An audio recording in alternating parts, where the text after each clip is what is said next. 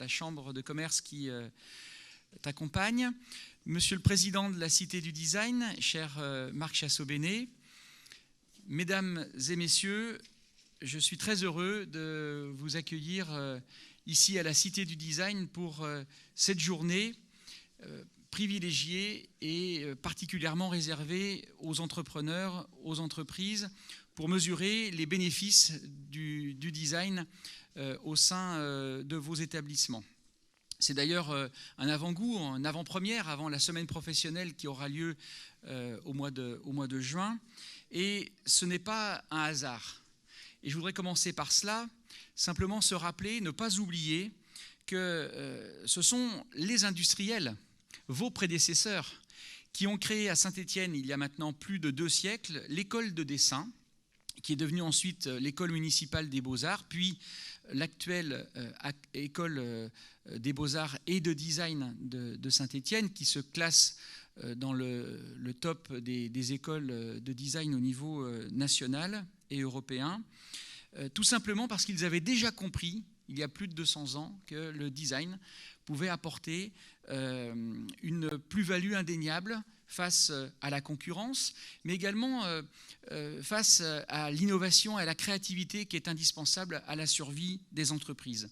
Et aujourd'hui, en 2022, cela est encore vrai, c'est un facteur de compétitivité indéniable pour les entreprises, pas uniquement pour les grands groupes dont on a l'habitude de voir des centres de design qui sont dédiés, gros industriels mondiaux, mais également dans les ETI. Et j'ai envie de situer l'un des partenaires historiques de la Cité, qui est l'entreprise Tuan, Elisabeth Ducotet, s'y est essayée il y a maintenant de nombreuses années. Et aujourd'hui, quand elle ouvre une usine, quand elle rachète une entreprise, comme encore récemment aux États-Unis, eh bien, le designer est l'un des premiers postes qu'elle pourvoit parce qu'elle a compris la plus-value que cela apportait à l'entreprise. J'étais en début de semaine dans une PMI à Chambeuf, à la frontière de Saint-Galmier, l'entreprise Chaban.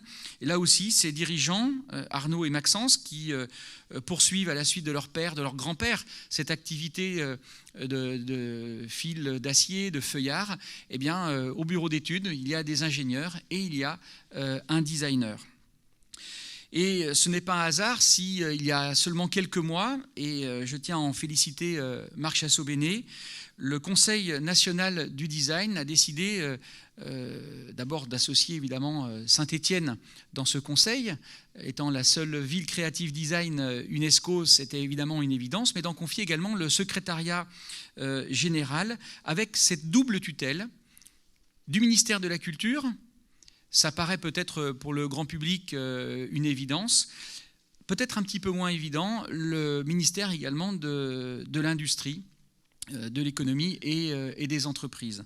Et encore une fois, cela démontre bien le lien indéfectible qu'il existe entre les deux.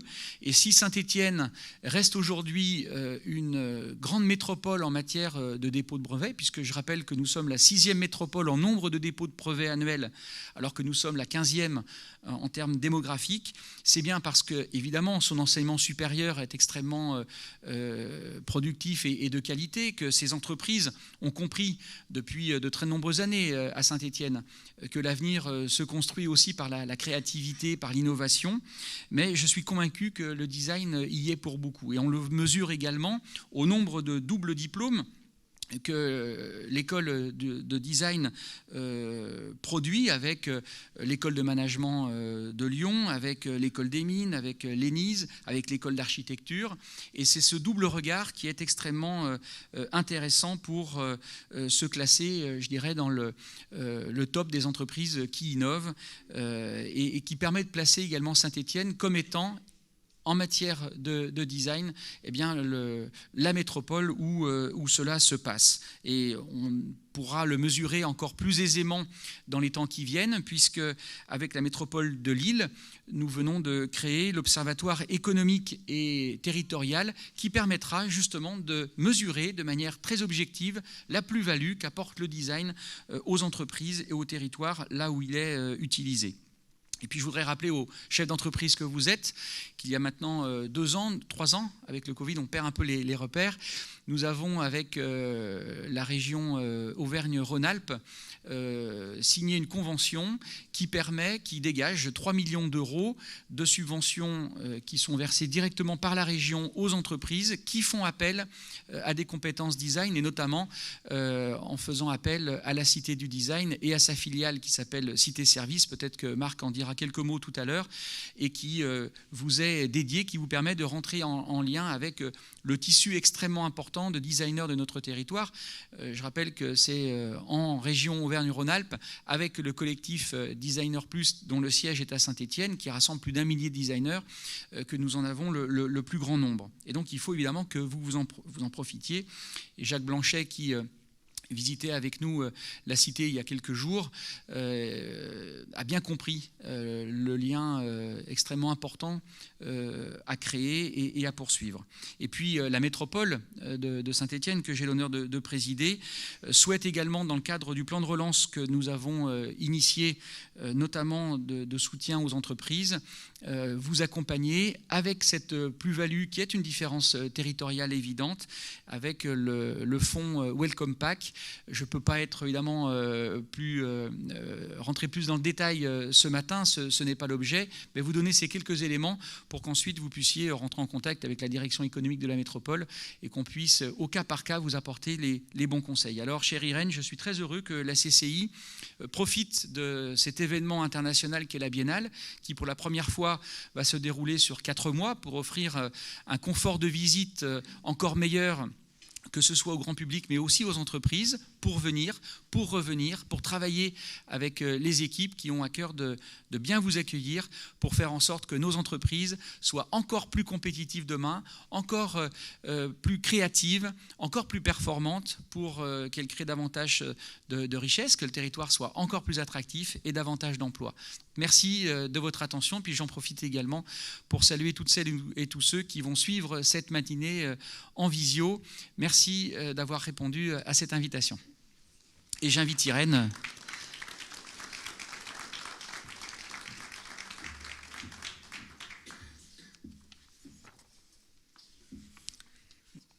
Merci. Cher Gaël, chers entrepreneurs, élus, partenaires, chers intervenants. Donc je suis très heureuse et très fière de vous accueillir aujourd'hui, d'abord en tant que chef d'entreprise, mais aussi présidente de la CCI à Saint-Étienne, au sein de cette 12e Biennale internationale du design. Notre métropole de Saint-Étienne est sous les feux des projecteurs français et internationaux du monde du design pendant 4 mois. Et vous le savez, le design n'est plus depuis longtemps qu'une affaire culturelle. Le design est aujourd'hui un levier de performance réel au même titre que l'innovation et l'international. Donc votre CCI, elle a pour mission d'accompagner les entreprises et de les aider à identifier les nouveaux leviers de développement. Et c'est pour la raison pour laquelle nous avons décidé de faire un focus sur le design comme facteur clé de performance dans le cadre de notre programme Go Design, organisé en lien avec la Biennale du Design, la Cité du Design et notre partenaire de tous les projets que je salue et que je remercie, le Crédit Agricole Loire-Haute-Loire. Alors vous aurez un premier temps fort ce matin qui nous permettra d'aborder différentes questions.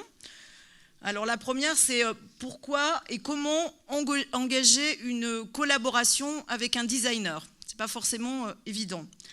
Quels sont les effets de l'intégration du design dans votre entreprise et quels sont les facteurs clés de réussite? Les entrepreneurs que nous sommes seront heureux d'entendre les retours d'expériences concrètes, puisque c'est ce qu'on aime, nous les chefs d'entreprise, le concret, le pragmatisme, et de prendre note de tous les conseils donnés par nos intervenants. Alors la CCI s'est impliquée cette année en tant que partenaire dans la Biennale internationale du design, qui est un événement majeur d'attractivité du territoire ligérien. Avec la Cité du Design, les liens sont bien sûr étroits depuis plusieurs années maintenant. Et nous allons travailler sur des axes de coopération plus globaux pour mutualiser nos expertises, nos compétences et nos ressources, et ceci bien sûr au bénéfice de l'innovation et de la performance durable des entreprises. Tout ça, c'est l'esprit de la convention que nous allons signer aujourd'hui pour 3 années. Afin, donc, les objectifs de cette convention, c'est vraiment de soutenir les TPE-PME dans leurs projets de démarche d'innovation, de modernisation, de compétitivité et de performance durable. Mais aussi de sensibiliser les entreprises aux bénéfices du design et à l'intégration de ces outils en pratique en les rendant plus accessibles. Et aussi de contribuer activement, ensemble, à l'attractivité économique de notre territoire. Alors les études montrent que les entreprises qui ont recours au design sont plus innovantes, forcément, qu'elles exportent davantage, qu'elles créent plus d'emplois, qu'elles résistent mieux en période de crise et qu'elles sont plus réactives en période de reprise que la moyenne des entreprises. Et si vous ne deviez retenir qu'un chiffre, les entreprises qui pratiquent le design ont une croissance de leur chiffre d'affaires supérieure de 22% sur 5 ans par rapport à celles qui ne l'utilisent pas. C'est important, hein, 22%, c'est pas rien.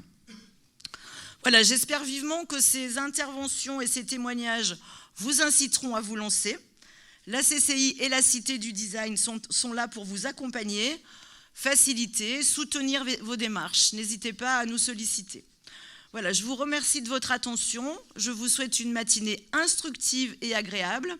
Et je vais inviter Marc Chassobéné, le président de la Cité du Design, pour signer ensemble cette convention de partenariat. Mon cher Marc, je t'en prie.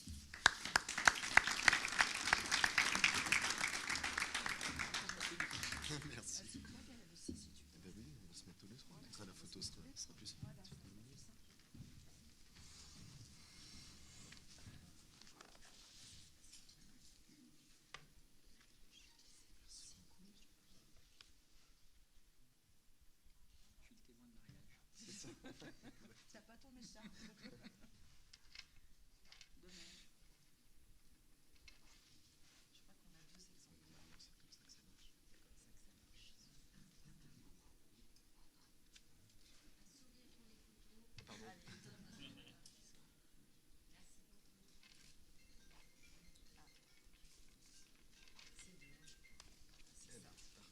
Merci beaucoup. Merci à vous.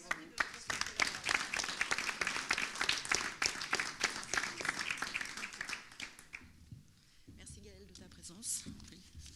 Merci, ça fait plaisir de se retrouver un peu. Oui, quand même. tout à fait.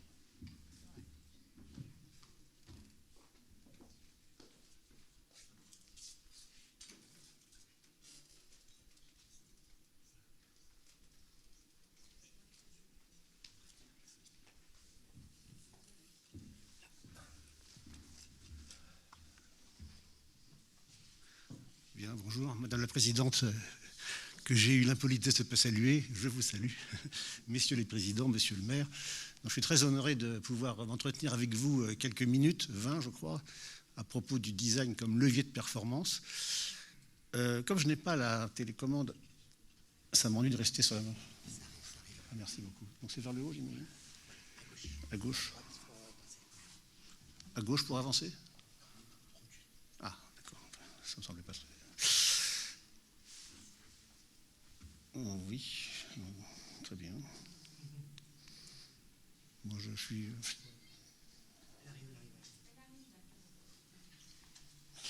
Bon, je vais me présenter.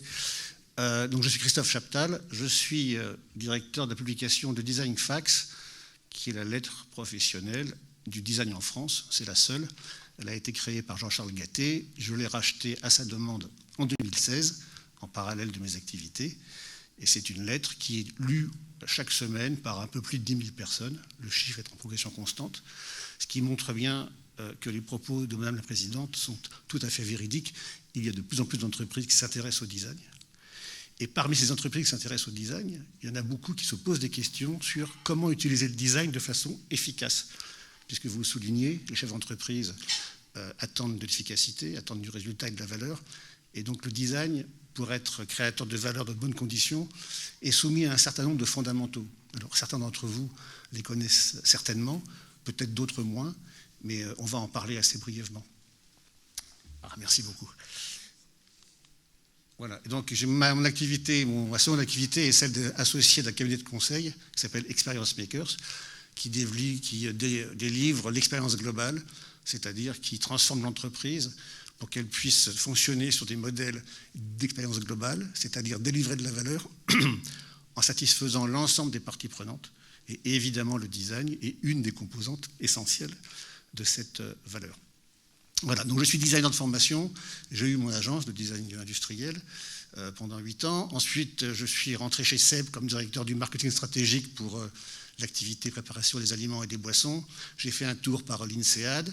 J'ai ensuite été directeur marketing, design et communication de la branche 2 roues motorisées de Peugeot, donc les scooters notamment.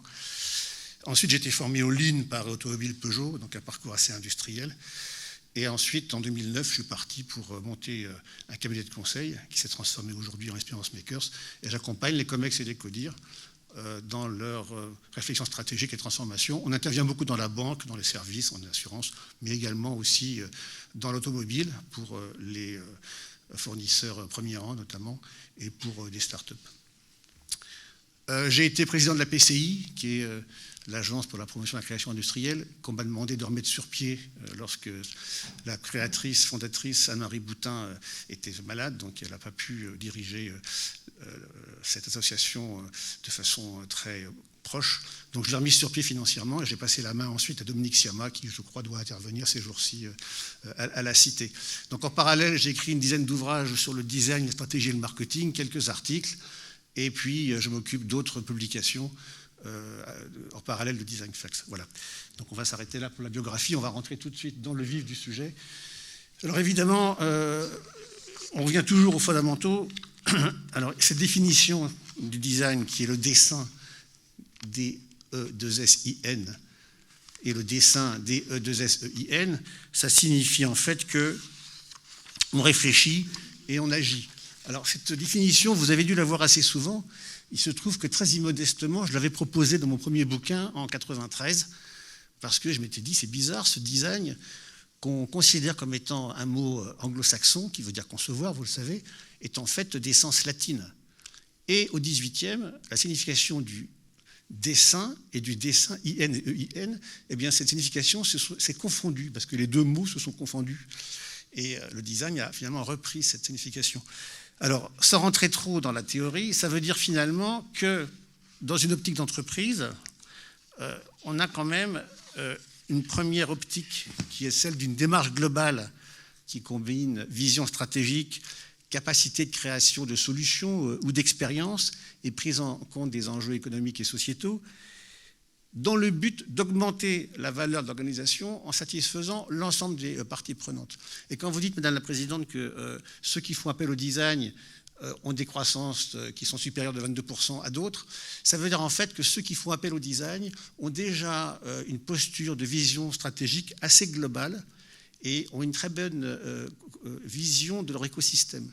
Ce sont des gens qui ne sont pas uniquement centrés sur le produit ou sur un marché, mais sont plutôt dans une vision d'écosystème et donc ont une capacité d'anticipation stratégique qui est supérieure à ceux qui justement ne font pas appel au design. Alors, vous me direz, dans ces conditions, le design c'est quoi ? Pour moi, le design, enfin en tout cas c'est ce que je dis à mes clients toujours, c'est qu'il s'appréhende selon deux niveaux. Selon le niveau du pilotage stratégique, c'est-à-dire qu'on doit comprendre comment va évoluer son marché, on réfléchit sur les besoins actuels et futurs, toujours dans une approche holistique, et on est dans une phase de pilotage opérationnel. C'est-à-dire que là, on a dans le design différents métiers, comme pour toutes les disciplines, le marketing, la stratégie, les achats, vous avez différentes spécialités, métiers et outils, et il s'agit non seulement d'avoir une bonne maîtrise de ces outils, mais également de les intégrer de façon très homogène aux différents processus de l'entreprise. Il y a certaines entreprises qui, justement, n'ont pas peut-être fait suffisamment l'effort ou n'ont pas été en capacité d'intégrer le design au sein de leur processus. Et donc peuvent voir d'un côté un processus design se dérouler et de l'autre avoir du mal à recoller les recommandations que font le design à leur processus, par exemple R&D, industriels, de communication, commerciaux, etc. Donc d'avoir cette maîtrise à la fois stratégique et opérationnelle me paraît tout à fait déterminante, toujours dans une optique d'entreprise. Ça paraît évident, mais je m'aperçois quand même que ce n'est pas toujours le cas. Alors vous me direz, mais dans ces conditions, en quoi le design se différencie du marketing ou de la stratégie ? Parce que finalement, les gens du marketing, ils font bien la même chose. Alors oui et non.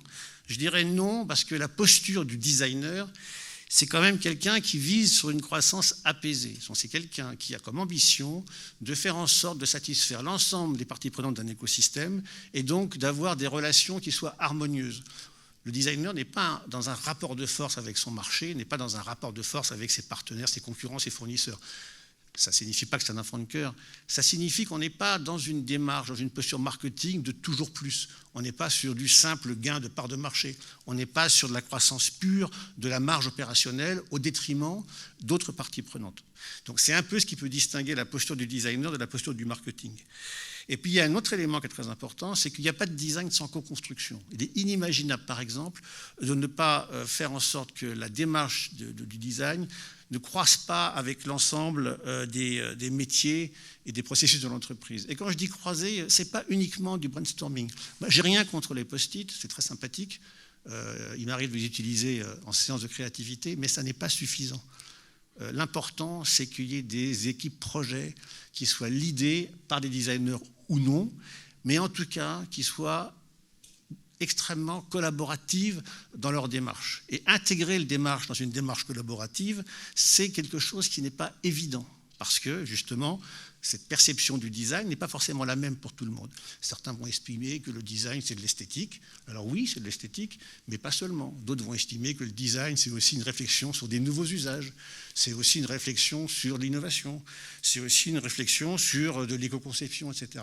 C'est un peu tout ça, le design. Et je vais dire que la vision que peut avoir telle ou telle entreprise du design selon son secteur d'activité n'est pas forcément la même.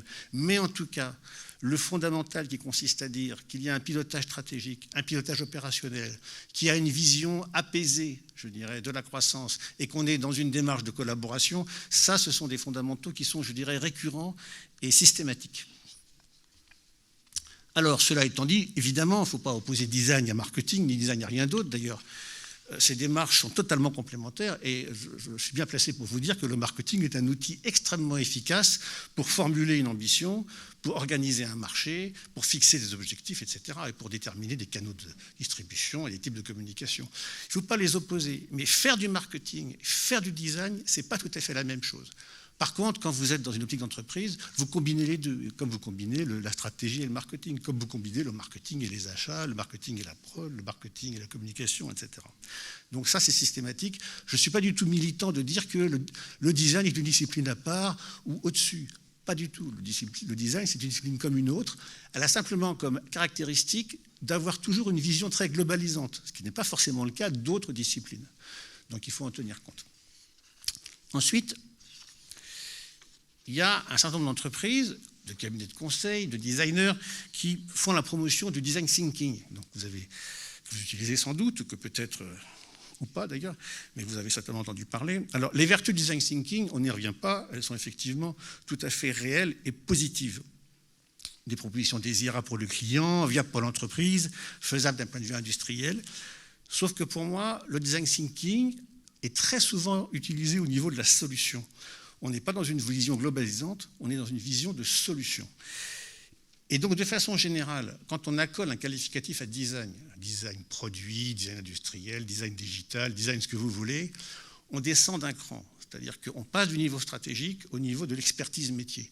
Or, si l'expertise métier est déterminante, il n'y a pas d'entreprise viable sans une expertise métier parfaitement maîtrisée, il ne faut pas considérer le design uniquement comme de l'expertise métier. Tout comme il ne faudrait pas considérer le design uniquement comme de la vision stratégique. Le design, c'est toujours la combinaison d'une vision et d'un savoir-faire, systématiquement et dans toutes les étapes et tous les jalons d'un projet. Et si l'entreprise, effectivement, a la capacité de piloter le design avec cette vision du design, c'est effectivement très, très performant en termes de résultats. Alors, je suis dans les temps. Oui. J'ai fait exprès de ne pas mettre de dessin, parce que je me suis dit que vous alliez être, confronté à énormément de cas pratiques, et de produits et d'objets. Et je me suis dit, soyons un peu verbeux, c'est toujours sympathique en début de journée. Alors, le design, je pense que c'est un avantage d'autant plus important que les marchés sont en mutation.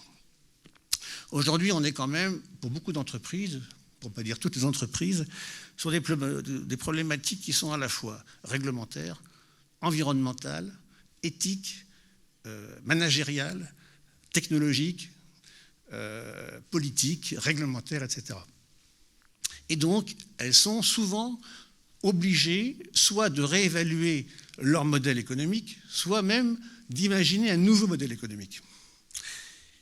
Donc, il est important dans ces conditions de pouvoir avoir la maîtrise, de proposer ce qu'on appelle des expériences, puisque maintenant on va passer de solution à expérience, c'est-à-dire en fait une proposition globale qui répond à un besoin global, donc de proposer des expériences qui soient adaptées aux nouveaux usages, voire même qui proposent de nouveaux usages. L'exemple typique aujourd'hui, c'est qu'il y a de plus en plus de conducteurs qui passent de l'électrique en termes de mobilité et qui étaient auparavant aux énergies fossiles. En termes d'usage, c'est pas simple à gérer. On sait très bien que la mobilité électrique, le frein principal, c'est le temps de rechargement et la disponibilité des bornes de rechargement.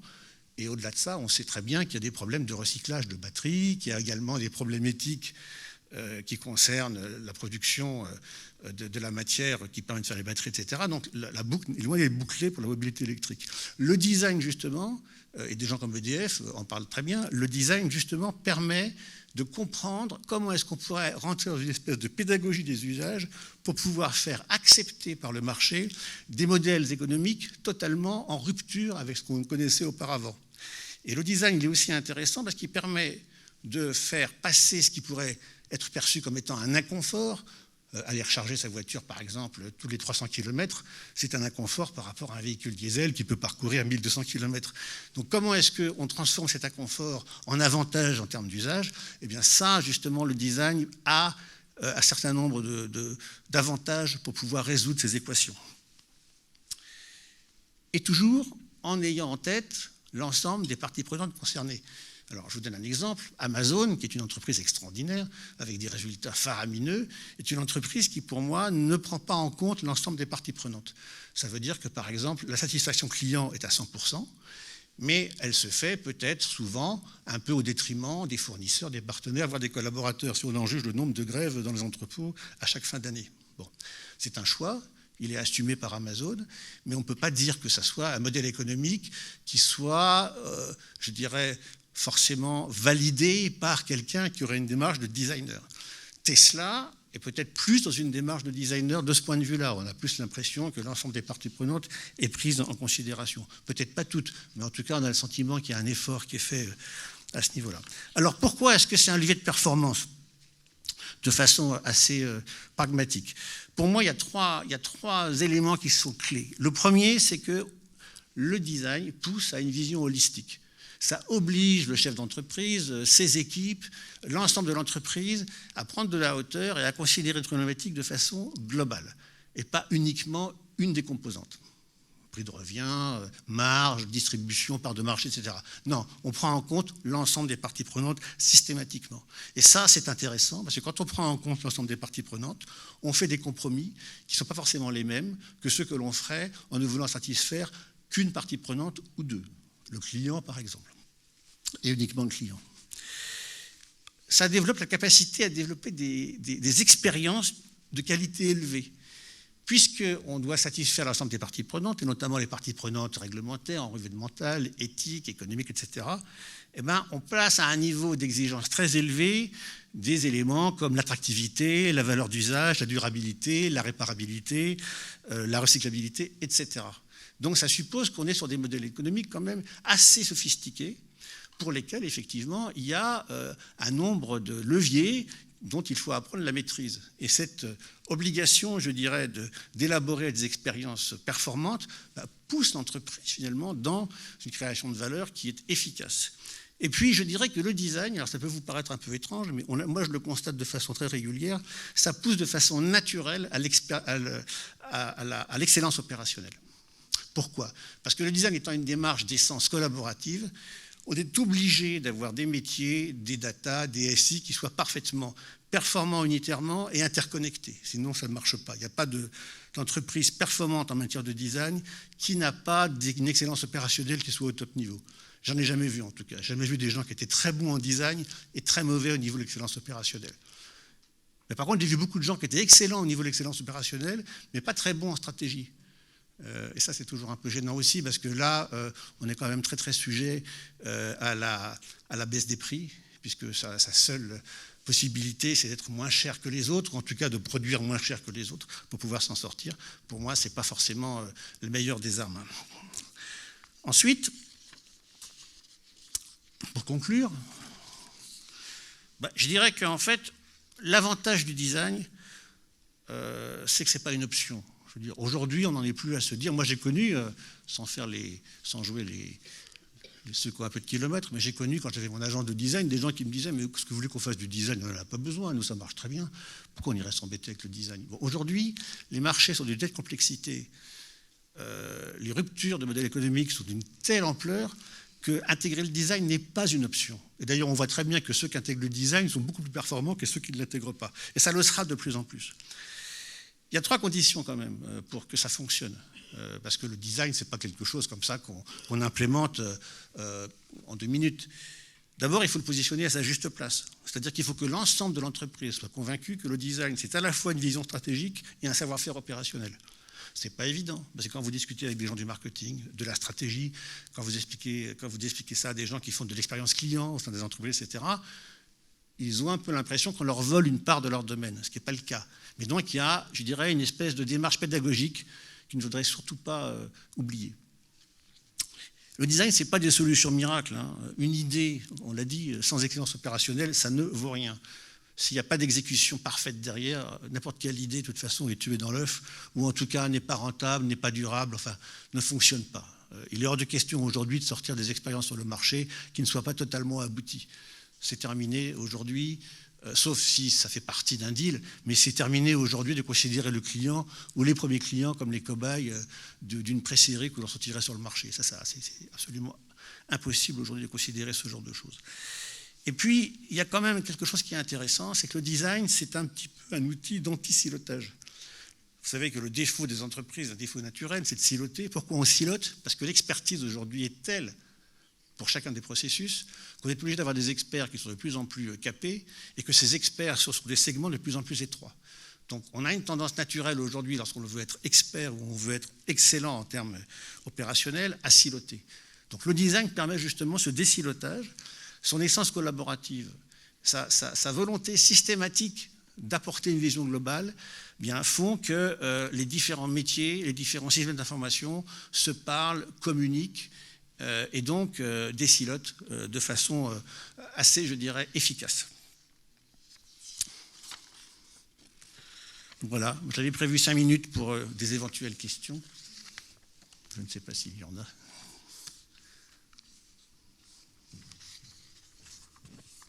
Oui, bonjour. Et donc, si vous avez des questions, n'hésitez pas à la poser à Christophe. Merci pour cette synthèse extrêmement importante. Alors, du coup, je m'aperçois que je n'ai pas passé des slides, mais c'est pas trop. Enfin, le PDF est à votre disposition, bien sûr. Ok, on le transmettra. Oui. Siloter, si vous voulez, c'est quand vous avez, par exemple, la direction marketing qui est dans sa vision, puis la direction achat dans sa vision. Un qui veut, par exemple, dire « moi, je veux le meilleur produit pour mes clients » et l'autre qui va dire « moi, il faut que ce soit au moins cher possible en termes d'achat ». Et donc, en général, il y a une opposition, on silote. Peut-être qu'il y en a un qui voit le gain achat et l'autre qui voit la satisfaction consommateur. Donc, il va avoir éventuellement envie de spécifier un maximum une offre, alors que l'autre va avoir envie d'avoir le moins de composants possible, ou en tout cas d'acheter au moins cher possible. Il faut impérativement que le marketing, les achats se parlent, et généralement, maintenant, on arrive à faire en sorte que ça se parle via le design. C'est-à-dire que le design trouve des compromis qui sont intéressants entre une volonté marketing et une volonté achat.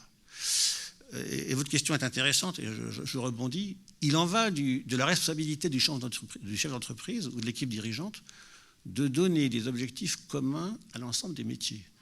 Parce que moi, j'ai connu des entreprises, j'en connais encore, où chaque métier a ses propres objectifs. Et quand vous les comparez, ils sont en opposition. Ça ne fonctionne pas, ça ne peut pas marcher. Donc il faut un objectif commun pour l'ensemble de l'entreprise qui soit ensuite segmenté en fonction des différents métiers. Mais quand vous additionnez ces différents segments, vous retombez sur un objectif commun. C'est ça, désiloter, en fait. C'est faire en sorte que les gens travaillent ensemble. Oui. C'est pour la retransmission, on fait le micro. Vous dites que le design n'est plus une option aujourd'hui, et voilà, je vous rejoins. Donc nous, Chambre de commerce, on a pour mission de sensibiliser toutes les entreprises à cette option-là, qui n'en est plus une, j'ai bien compris. On est sur un territoire majoritairement de TPE-PME, nous ici. Pour vous, quels seraient les 2-3 freins principaux des TPE-PME à aborder la démarche du design ? Il y a un premier frein qui, de toute façon, en première intention, c'est l'élément économique. C'est-à-dire intégrer une expertise, ça a un coût, forcément. Donc là, je dirais que s'il n'y a pas une aide, mais c'est le cas aujourd'hui, il y a beaucoup d'aides, qui permettent aux TPE de pouvoir franchir le premier pas, c'est-à-dire de faire réaliser un audit par un cabinet qui connaît parfaitement le design, pour bien comprendre quels sont ses besoins.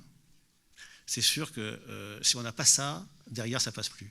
Donc, une fois que l'entreprise a compris ce qu'elle était, là où elle pouvait aller, ses potentiels et ce qu'elle peut attendre du design, et si effectivement cet audit est totalement ou en partie financé, derrière, ça va tout seul.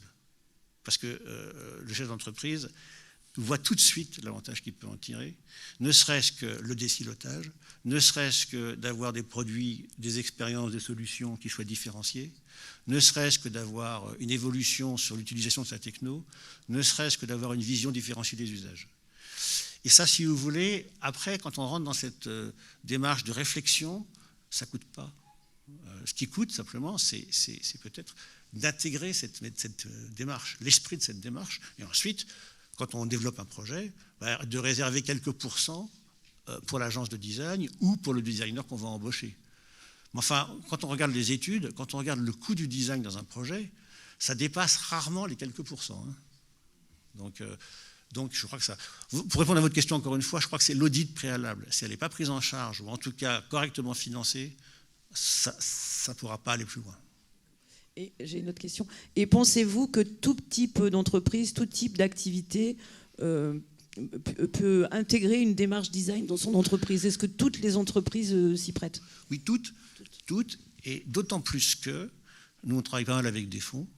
Les fonds, actuellement, et de plus en plus, intègrent dans leur analyse la capacité à maîtriser la démarche et les outils du design. C'est-à-dire quelle capacité a telle start-up à pouvoir devancer le marché et comment elle s'y prend. Donc elle a des designers, elle fait appel à des designers, elle a prévu d'avoir du design, que ce soit de l'UX, du produit, du retail, tout ce que vous voulez. Mais le design, ce n'est pas une option. Toutes les entreprises devraient avoir à minima une démarche de design. Il ne s'agit pas d'être designer, on n'est pas designer de métier. Ça, c'est une formation, on n'est pas marketing produit de façon innée, mais on peut avoir une approche de designer. On peut avoir une réflexion stratégique qui soit celle d'un designer. Et ça, tout chef d'entreprise peut l'avoir et peut ensuite décider d'aller plus loin ou pas en fonction de ses contraintes et des potentiels de marché. Mais la vision, en tout cas, stratégique, qui est liée à la posture du designer, alors là, oui, vraiment, tout chef d'entreprise devrait l'avoir. Pour moi, c'est un impératif.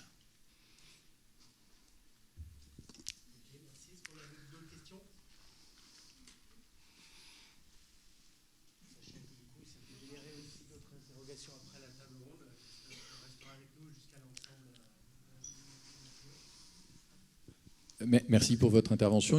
Une question, comment est-ce que la RSE et plus spécifiquement les enjeux écologiques rebattent les cartes et nécessitent, et pour les designers et pour les entreprises, de reconcevoir peut-être cette approche design que vous évoquez? Si vous voulez, nous, ce qu'on constate, je parle au niveau du consulting sur les missions qu'on peut avoir. La RSE, pour nous, ça impacte directement les modèles économiques des entreprises, systématiquement. Si vous commencez à intégrer des aspects réglementaires, environnementaux, managériaux, éthiques, vous intégrez la satisfaction de l'ensemble des parties prenantes, vous revoyez votre modèle économique si tel n'était pas le cas. Et quand vous revoyez un modèle économique, vous avez quelque part une démarche de designer, c'est-à-dire que vous êtes obligé d'avoir une vision globale. C'est-à-dire que moi, si j'intègre la RSE dans mon entreprise, ça va avoir quel impact et comment je le gère? Parce que si la RSE, c'est un coût supplémentaire, ça n'a aucun intérêt. Si la RSE, c'est une arme concurrentielle ou c'est un levier qui vous permet de vous interroger sur un certain nombre de pratiques et d'aller vers davantage d'excellence opérationnelle. Et nous, c'est ce qu'on dit aux entreprises. La RSE, c'est un levier d'excellence opérationnelle. Plus vous êtes bon en excellence opérationnelle, plus vous êtes bon en RSE de toute façon.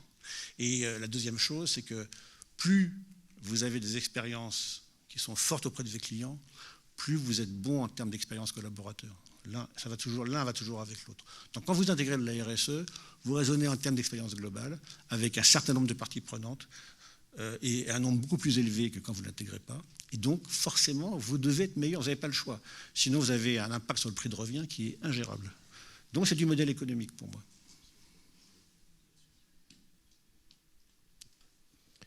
Ah, encore une dernière question.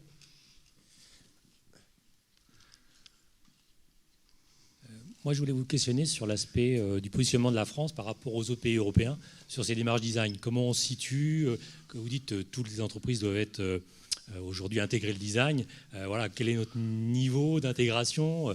Parce que ce que vous dites, ça s'applique beaucoup aux grands groupes, mais dans les PME, je pense qu'on est quand même pas encore beaucoup intégré aujourd'hui. Alors vous avez raison. La réponse, c'est qu'on n'est pas très en avance, notamment par rapport aux pays anglo-saxons, par rapport à des gens comme l'Italie, qui ont intégré depuis très longtemps dans leurs entreprises familiales, etc.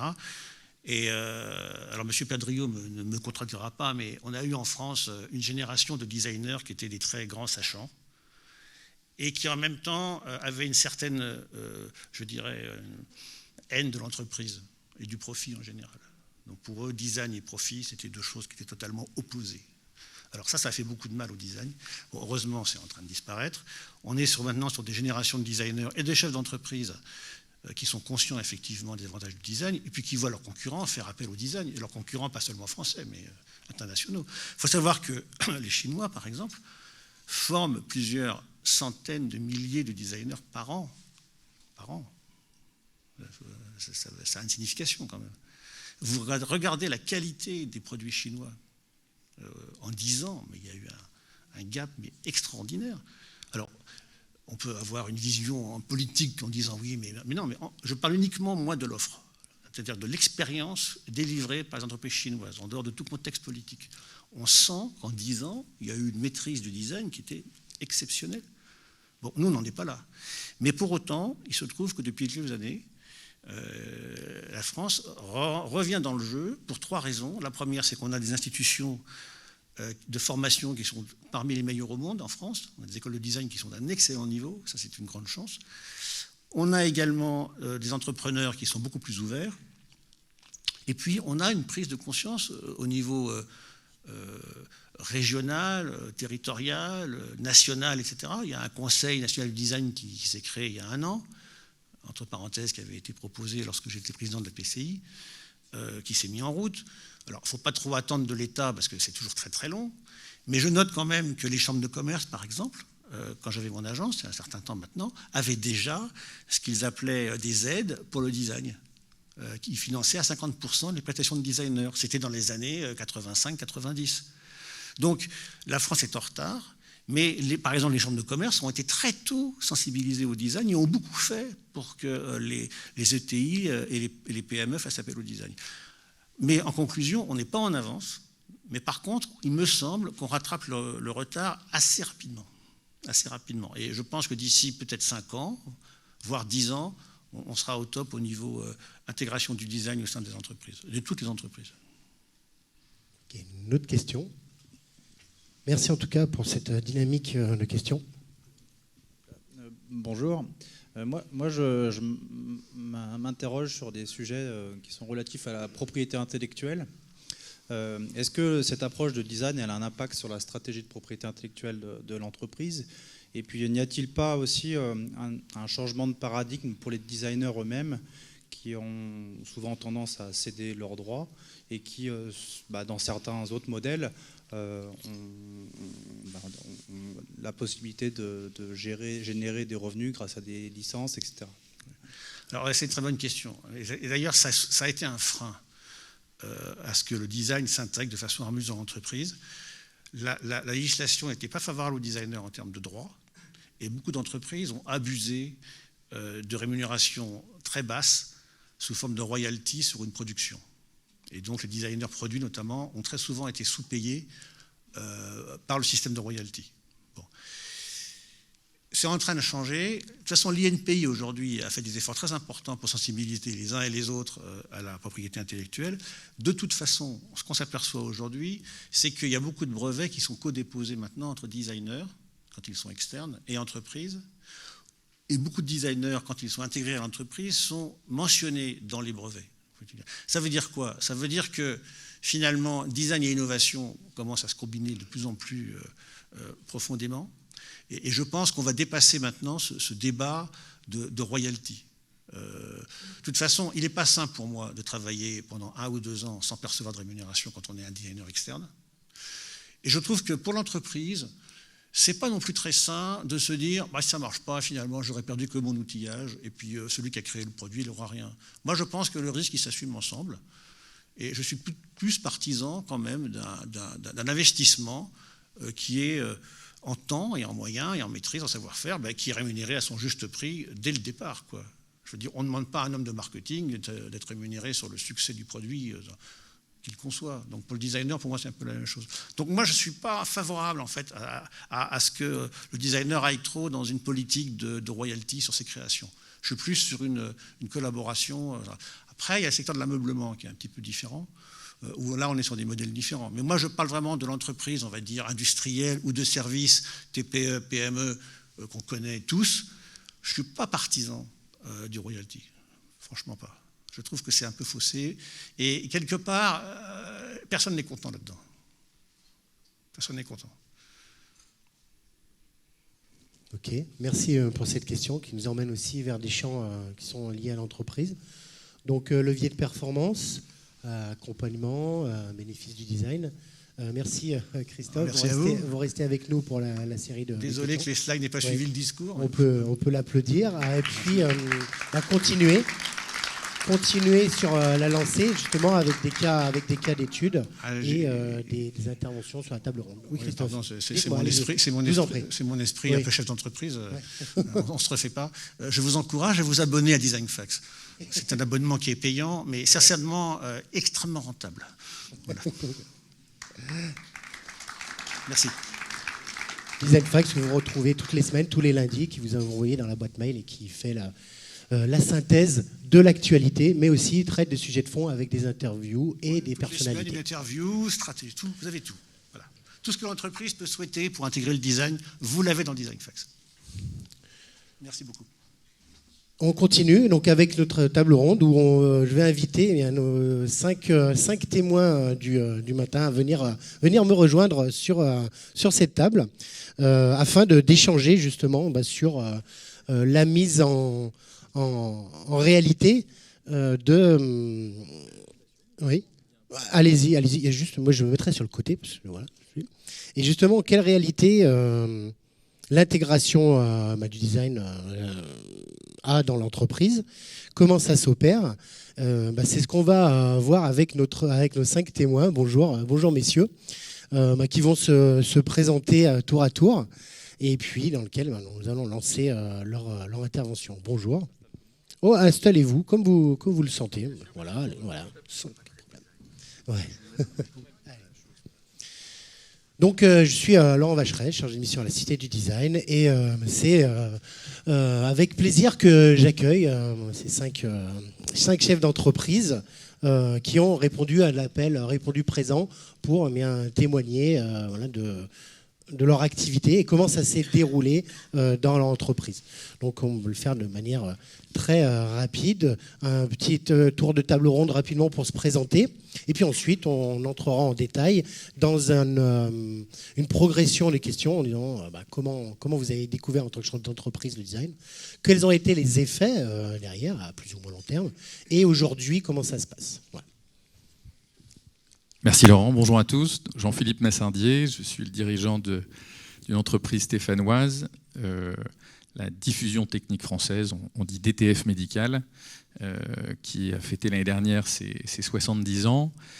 Entreprise effectivement familiale dans l'univers du dispositif médical.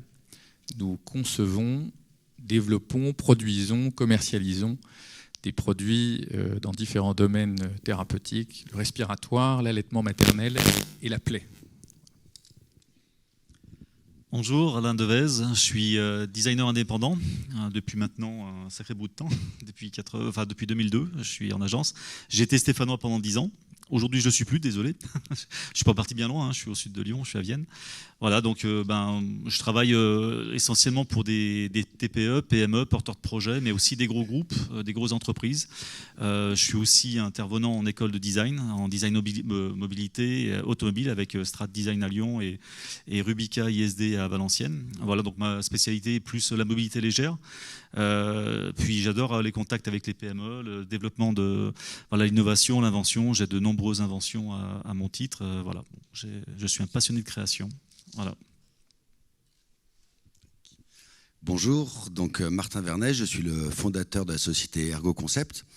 Nous concevons, développons et commercialisons donc des fauteuils roulants électriques dans lesquels la notion de design, dans son sens le plus large possible, est intégrée depuis le début. Et la coopération que nous avons avec Alain Devez depuis 4 ans, je dirais maintenant, nous a permis d'ouvrir de nouvelles perspectives, tant dans le côté purement esthétique, dans le côté fonctionnel, dans une approche effectivement très globale de ce que le design peut apporter aux produits, à l'entreprise et à nos utilisateurs. Merci. Bonjour, donc je suis Joël Lemoine, le directeur de Tôleries Forésiennes, qui est une entreprise qui fait à la fois du mobilier urbain, c'est la raison pour laquelle je suis là aujourd'hui, et on a une activité aussi industrielle avec de la sous-traitance industrielle et de la fabrication de conduits de cheminée. Et donc on a quelques exemples qui sont à l'écran, qu'on a travaillé avec différents designers, et notamment Didier, à qui je vais passer le micro. Merci.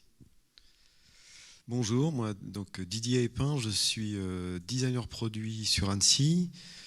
Je suis également indépendant et mon agence s'appelle Think Design. Moi, j'ai la chance d'être un touche-à-tout et de toucher à plein de domaines différents. Parce que je suis donc autour d'Annecy, il y a pas mal d'acteurs dans le sport et l'outdoor, donc il y a des belles marques pour qui je dessine quelques produits dans le sport, mais ça peut être de l'objet connecté, ça peut être du mobilier urbain ou classique pour des startups, des PME, etc. Donc j'ai une vision un peu globale du design en général. Et la fameuse vision holistique que Christophe nous parlait tout à l'heure. Merci messieurs. Avant de commencer cette table ronde, je voulais évoquer quelques chiffres. Ils ont été évoqués tout à l'heure. Il y a un observatoire du design qui est mis en place par la métropole de Saint-Étienne et celle de Lille, et dans lesquels, eh bien, du coup, on va bientôt vous répercuter quelques questions aux entreprises. Sur les premiers tests effectués sur un petit panel, on voit que du coup les tendances, en interrogeant les chefs d'entreprise, quels sont les effets positifs du design, les deux premières tendances, les deux premières réponses, largement devant les autres, sont la lisibilité de l'offre et l'amélioration de son image, en interne et en externe, et la différenciation par rapport aux concurrents. Donc c'est ce qu'on va essayer d'explorer avec vous un petit peu, mais il y a aussi d'autres métriques que l'on verra après dans ces exemples, qui sont les impacts en termes de chiffre d'affaires, part de marché et ou dynamique industrielle. Pour commencer, je me tourne vers Joël, qui nous a présenté son entreprise, Joël Lemoine. Est-ce que vous pourriez nous expliquer comment, en fait, et surtout pour quelles raisons, vous avez commencé à vous intéresser au design en tant que levier dans votre entreprise? Donc nous, l'histoire, c'est on existe depuis 1922, donc voilà, c'est une aventure industrielle qui existe depuis longtemps. Et en 2007, on avait la volonté de se diversifier. Donc voilà, une volonté d'aller vers des produits propres pour pouvoir augmenter le développement de la société et stabiliser aussi son développement. Et donc l'écosystème stéphanois a été important pour nous à ce virage, puisque voilà, la Cité du Design, la proximité qu'on avait avec, on avait aussi dans notre réseau des gens qui étaient introduits dans le design et dans l'art, et donc ça nous a amené à réfléchir sur les endroits où on pouvait se diversifier, en réfléchissant sur le métier, les différents métiers qui étaient présents dans l'entreprise. Et donc on a choisi de se lancer sur le mobilier urbain et la signalétique. Et à cette occasion, en fait, le galop d'essai, ça a été un workshop qu'on a organisé avec différents designers. On a sorti une série de 4 protos à l'époque. Et puis fort de cette expérience et de ce succès aussi bien externe qu'interne, de par les échos qu'on a pu avoir à l'extérieur, mais aussi de par aussi le ressentiment des salariés dans la fierté de pouvoir réaliser ces produits, ça nous a conforté dans ce choix. Et donc nous avons lancé l'aventure qui maintenant existe depuis 2007. Et donc maintenant, nous avons un catalogue d'une 60aine de produits avec des réalisations je dirais régionales, mais aussi nationales et européennes, à Copenhague, à Bruxelles, dans différents pays d'Europe. Et comment ça s'est fait justement cette première, donc là on a vu la première pierre avec la réussite.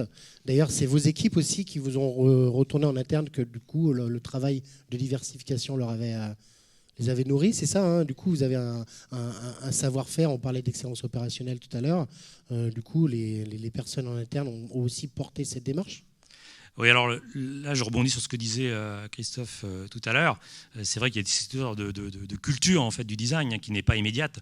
Les salariés au départ sont un peu sceptiques, tout du moins prudents dans l'apport que ça peut générer pour l'entreprise. C'est forcément, ils constatent que c'est une dépense supplémentaire pour la société, donc c'est pas forcément évident que ça soit pertinent au premier abord. Mais ensuite, une fois que l'expérience est menée, que les prototypes sont lancés, que l'écho, le retentissement extérieur commence à se répercuter, bien sûr qu'il y a donc une fierté, une adhésion qui est interne et qui là va toucher petit à petit tous les services de la société. Donc on va avoir bien sûr en premier lieu l'atelier, puisque eux, ils vont avoir une fierté au premier titre, c'est eux qui ont réalisé le produit, mais aussi au niveau du bureau d'études, au niveau du commerce, au niveau de la finance. Voilà. Et donc cette culture du design, comme on l'évoquait tout à l'heure, se diffuse petit à petit dans toute la société, jusqu'à arriver à un point où le fait d'innover, le fait de créer un nouveau produit, de s'attaquer à un nouveau marché, devient tout à fait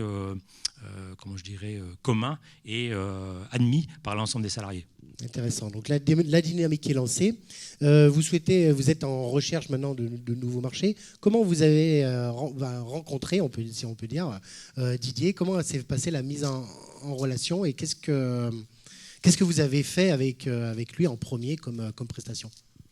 Donc Didier, oui, on s'est rencontrés, je ne sais plus en quelle année, mais c'était un rendez-vous ici à la Cité du Design où il y avait un speed dating, voilà, et j'avais sélectionné quelques designers. Didier avait accepté mon invitation, donc on s'est rencontrés lors de cet événement, et puis on a décidé de collaborer ensemble, et donc c'est le produit qui est à l'écran qui nous a permis de nous réunir. Donc le banc est pur, hein, qui est dans sa version finale. Voilà. Donc c'est un produit. Donc nous, on est aussi positionné sur le marché des mobiliers urbains. Et donc on a à l'époque évoqué notre positionnement et ce qu'on souhaitait faire. Et Didier s'est saisi de ce mini brief à l'époque pour nous proposer différentes pistes. Ok. Comment ça s'est passé? Quelle était la première? La question est pour Didier. Quelle était la première presta après ce brief? Qu'est-ce que vous avez proposé pour faire décoller le projet ou donner envie justement de travailler pour que ça décolle un peu avec vous? Alors effectivement, l'aventure qui est jolie avec Joël, c'est qu'on ne se connaissait pas du tout et il y a eu une envie d'avancer ensemble et de faire des tentatives. Donc l'idée, c'était de proposer un cahier d'idées parce qu'on ne se connaissait pas, et puis donc la bonne démarche, c'était de payer pour voir, entre guillemets. Donc à partir du brief, il y a la possibilité dans ces cas-là de proposer par exemple des visions design, produits qui sont en rapport avec le type de produit qui est recherché. Donc ça, c'est typiquement le genre de production qui peut être faite. Donc ce qui est intéressant, c'est que quand les choses sont assez peu définies, ça met quand même permet de recadrer un petit peu. Ça donne des visions qui sont vite, que l'on peut partager. Donc c'est effectivement le banc à gauche là, Épure, qui a été sélectionné, qui avait un intérêt par rapport notamment sur le marché du mobilier qui est quand même centre-ville aujourd'hui. Et puis on a choisi de s'intéresser un petit peu au milieu des marinas et des bords de mer. Qui est pas vraiment représenté aujourd'hui. Donc voilà, c'est un produit qui s'inspire un peu du monde du bateau avec beaucoup d'inox et du bois. Et ça donnait la première expérience avec tôlerie forésienne. Ouais. D'accord. Donc, si je comprends bien, le cahier d'idées est un ensemble de propositions créatives et différentes qui permet aussi de partir sur un concept et d'affiner justement après dans une production un peu plus exactement. En lien avec le BE et l'industrie. En fait, il y a autant de configurations que de clients, parce que effectivement, les besoins d'un grand groupe type Decathlon ou d'une marque type Salomon ou d'une start-up qui a juste une intention sur la table, leurs besoins ne sont pas du tout les mêmes. Les outils, ce qu'on va leur proposer n'est pas du tout ce qui est complètement hétérogène. Et là, en l'occurrence, c'était plutôt, l'ouverture était grande. En plus, le cahier des charges était très technique. Mais l'intention était quand même ouverte.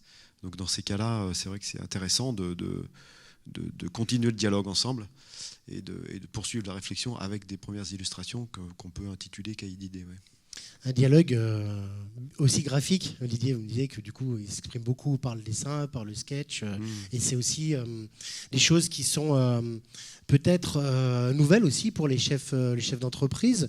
Joël, comment vous l'avez perçu justement? Comment ça s'est installé? Et comment vous êtes amené à présent à continuer à gérer justement ces aspects de créativité, de design dans l'entreprise aujourd'hui? Alors nous, maintenant, on commence à avoir une certaine expérience. On a depuis décliné de multiples collaborations avec des designers. Donc on est rodé un peu à l'exercice. Mais ce qui est intéressant et ce qu'on en retire, et ce pourquoi d'ailleurs on continue fortement dans cet esprit, c'est de se faire pousser vers des sujets différents, vers des matériaux différents, vers des services différents, qu'on aurait sans doute des difficultés ou qu'on n'aurait pas du tout l'idée en interne. Donc c'est de par, je dirais, la créativité, je dirais l'inspiration, mais aussi la culture de chacun des designers avec lequel on collabore, qui nous emmène sur des terrains qu'on n'avait pas encore explorés et qui nous poussent dans nos retranchements pour trouver la bonne méthode, le bon outil, et toujours pour aller plus loin d'un produit à l'autre. Ok, donc on voit que maintenant, si je comprends bien, vous prenez le temps et l'investissement aussi de faire ces activités-là dans l'entreprise avant le développement ou avant le sortie de nouveaux produits. C'est-à-dire que ce qu'on fait, c'est que, parce que quand le designer remet son cahier d'idées ou éventuellement même le projet qu'on a sélectionné, techniquement, en général, ça cadre pas toujours avec ce qu'on est capable de faire. C'est-à-dire qu'il y a un écart entre le niveau qu'on a techniquement ou les matériaux qu'on emploie et le produit qu'on voudrait proposer au marché. Donc ça oblige à être relativement souple d'un point de vue industriel et d'un point de vue des hommes pour se mettre au niveau du produit qu'on va vouloir desservir. On trouve le produit pertinent sur notre marché, on trouve qu'il nous appartiendrait bien, mais faut-il encore qu'on se dote des moyens. Donc là, il faut aller au-delà de notre savoir-faire habituel, aller au-delà de notre zone de confort quelque part. Et c'est ça un des grands intérêts que je trouve qu'on a à travailler avec un designer qui nous oblige quelque part, enfin il nous suggère, après c'est à nous de voir si on y va ou on n'y va pas, mais qui nous suggère d'aller d'expérimenter un terrain auquel on n'avait pas pensé forcément au premier abord. Ok, merci. Donc on a vu effectivement un des outils. On reviendra en fin de table ronde avec vous, Didier, sur d'autres outils du designer qui sont à disposition des PME. Et puis on reviendra aussi sur le fait que vous avez intégré aussi cette compétence apparemment maintenant aussi aujourd'hui. Mais continuons notre tour de table pour explorer notre secteur industriel, celui de l'entreprise DTF, donc, que nous a présenté Jean-Philippe Massardier. Est-ce que du coup, après une brève description de vos 5 secteurs d'activité, vous pourrez nous décrire comment vous aussi vous avez fait rentrer cette notion de design dans une entreprise qui est assez ancienne, puisqu'elle date de 1951 si je ne m'abuse, et comment ça s'est passé, ces premiers pas du design dans votre entreprise? Alors effectivement, nos domaines d'activité, j'en ai cité 3 tout à l'heure, l'allaitement maternel, l'aérosol thérapie, le traitement de la plaie. On a une activité qui est moins de conception, mais plutôt de distribution. On accompagne dans le domaine de la prévention, de la protection, une start-up stéphanoise qui est un spin-off de l'Institut Pasteur, la société Biospidia, qui a développé un certain nombre de produits avec le CHU de Saint-Étienne.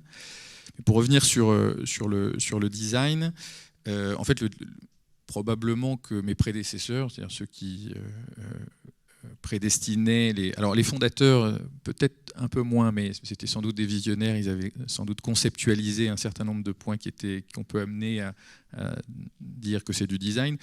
En gros, le design est rentré dans l'entreprise il y a un peu plus de 20 ans, c'était dans les années 90.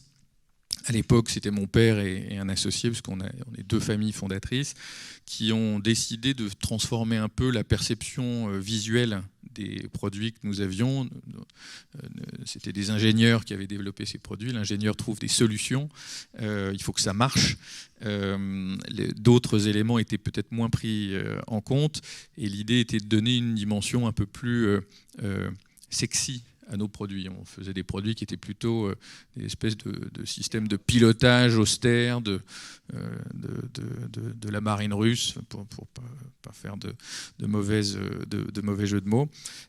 C'est des choses qui existaient, qui se sont développées. Moi, j'ai rejoint l'entreprise en 2011. J'ai eu la chance de travailler dans le domaine du luxe et pour une belle maison française, dans lequel le sujet du client final, de l'utilisateur, de l'utilisatrice, était vraiment au cœur des réflexions des designers, des stylistes. Et donc c'est dans ce contexte-là qu'on a essayé de mettre de plus en plus l'utilisateur final au cœur de nos réflexions. Donc on avait commencé avec un designer local, Jacques Bois, c'était dans les sociétés Pardi Design, il y a de nombreuses années. Puis ensuite on a continué à travailler avec un certain nombre d'acteurs territoriaux. C'était à l'époque l'agence Cook, Distorsion, c'est peut-être des noms qui vous parlent, des Lyonnais aussi, l'agence EDDS. Sur nos différents produits, vous en voyez 2 à l'écran.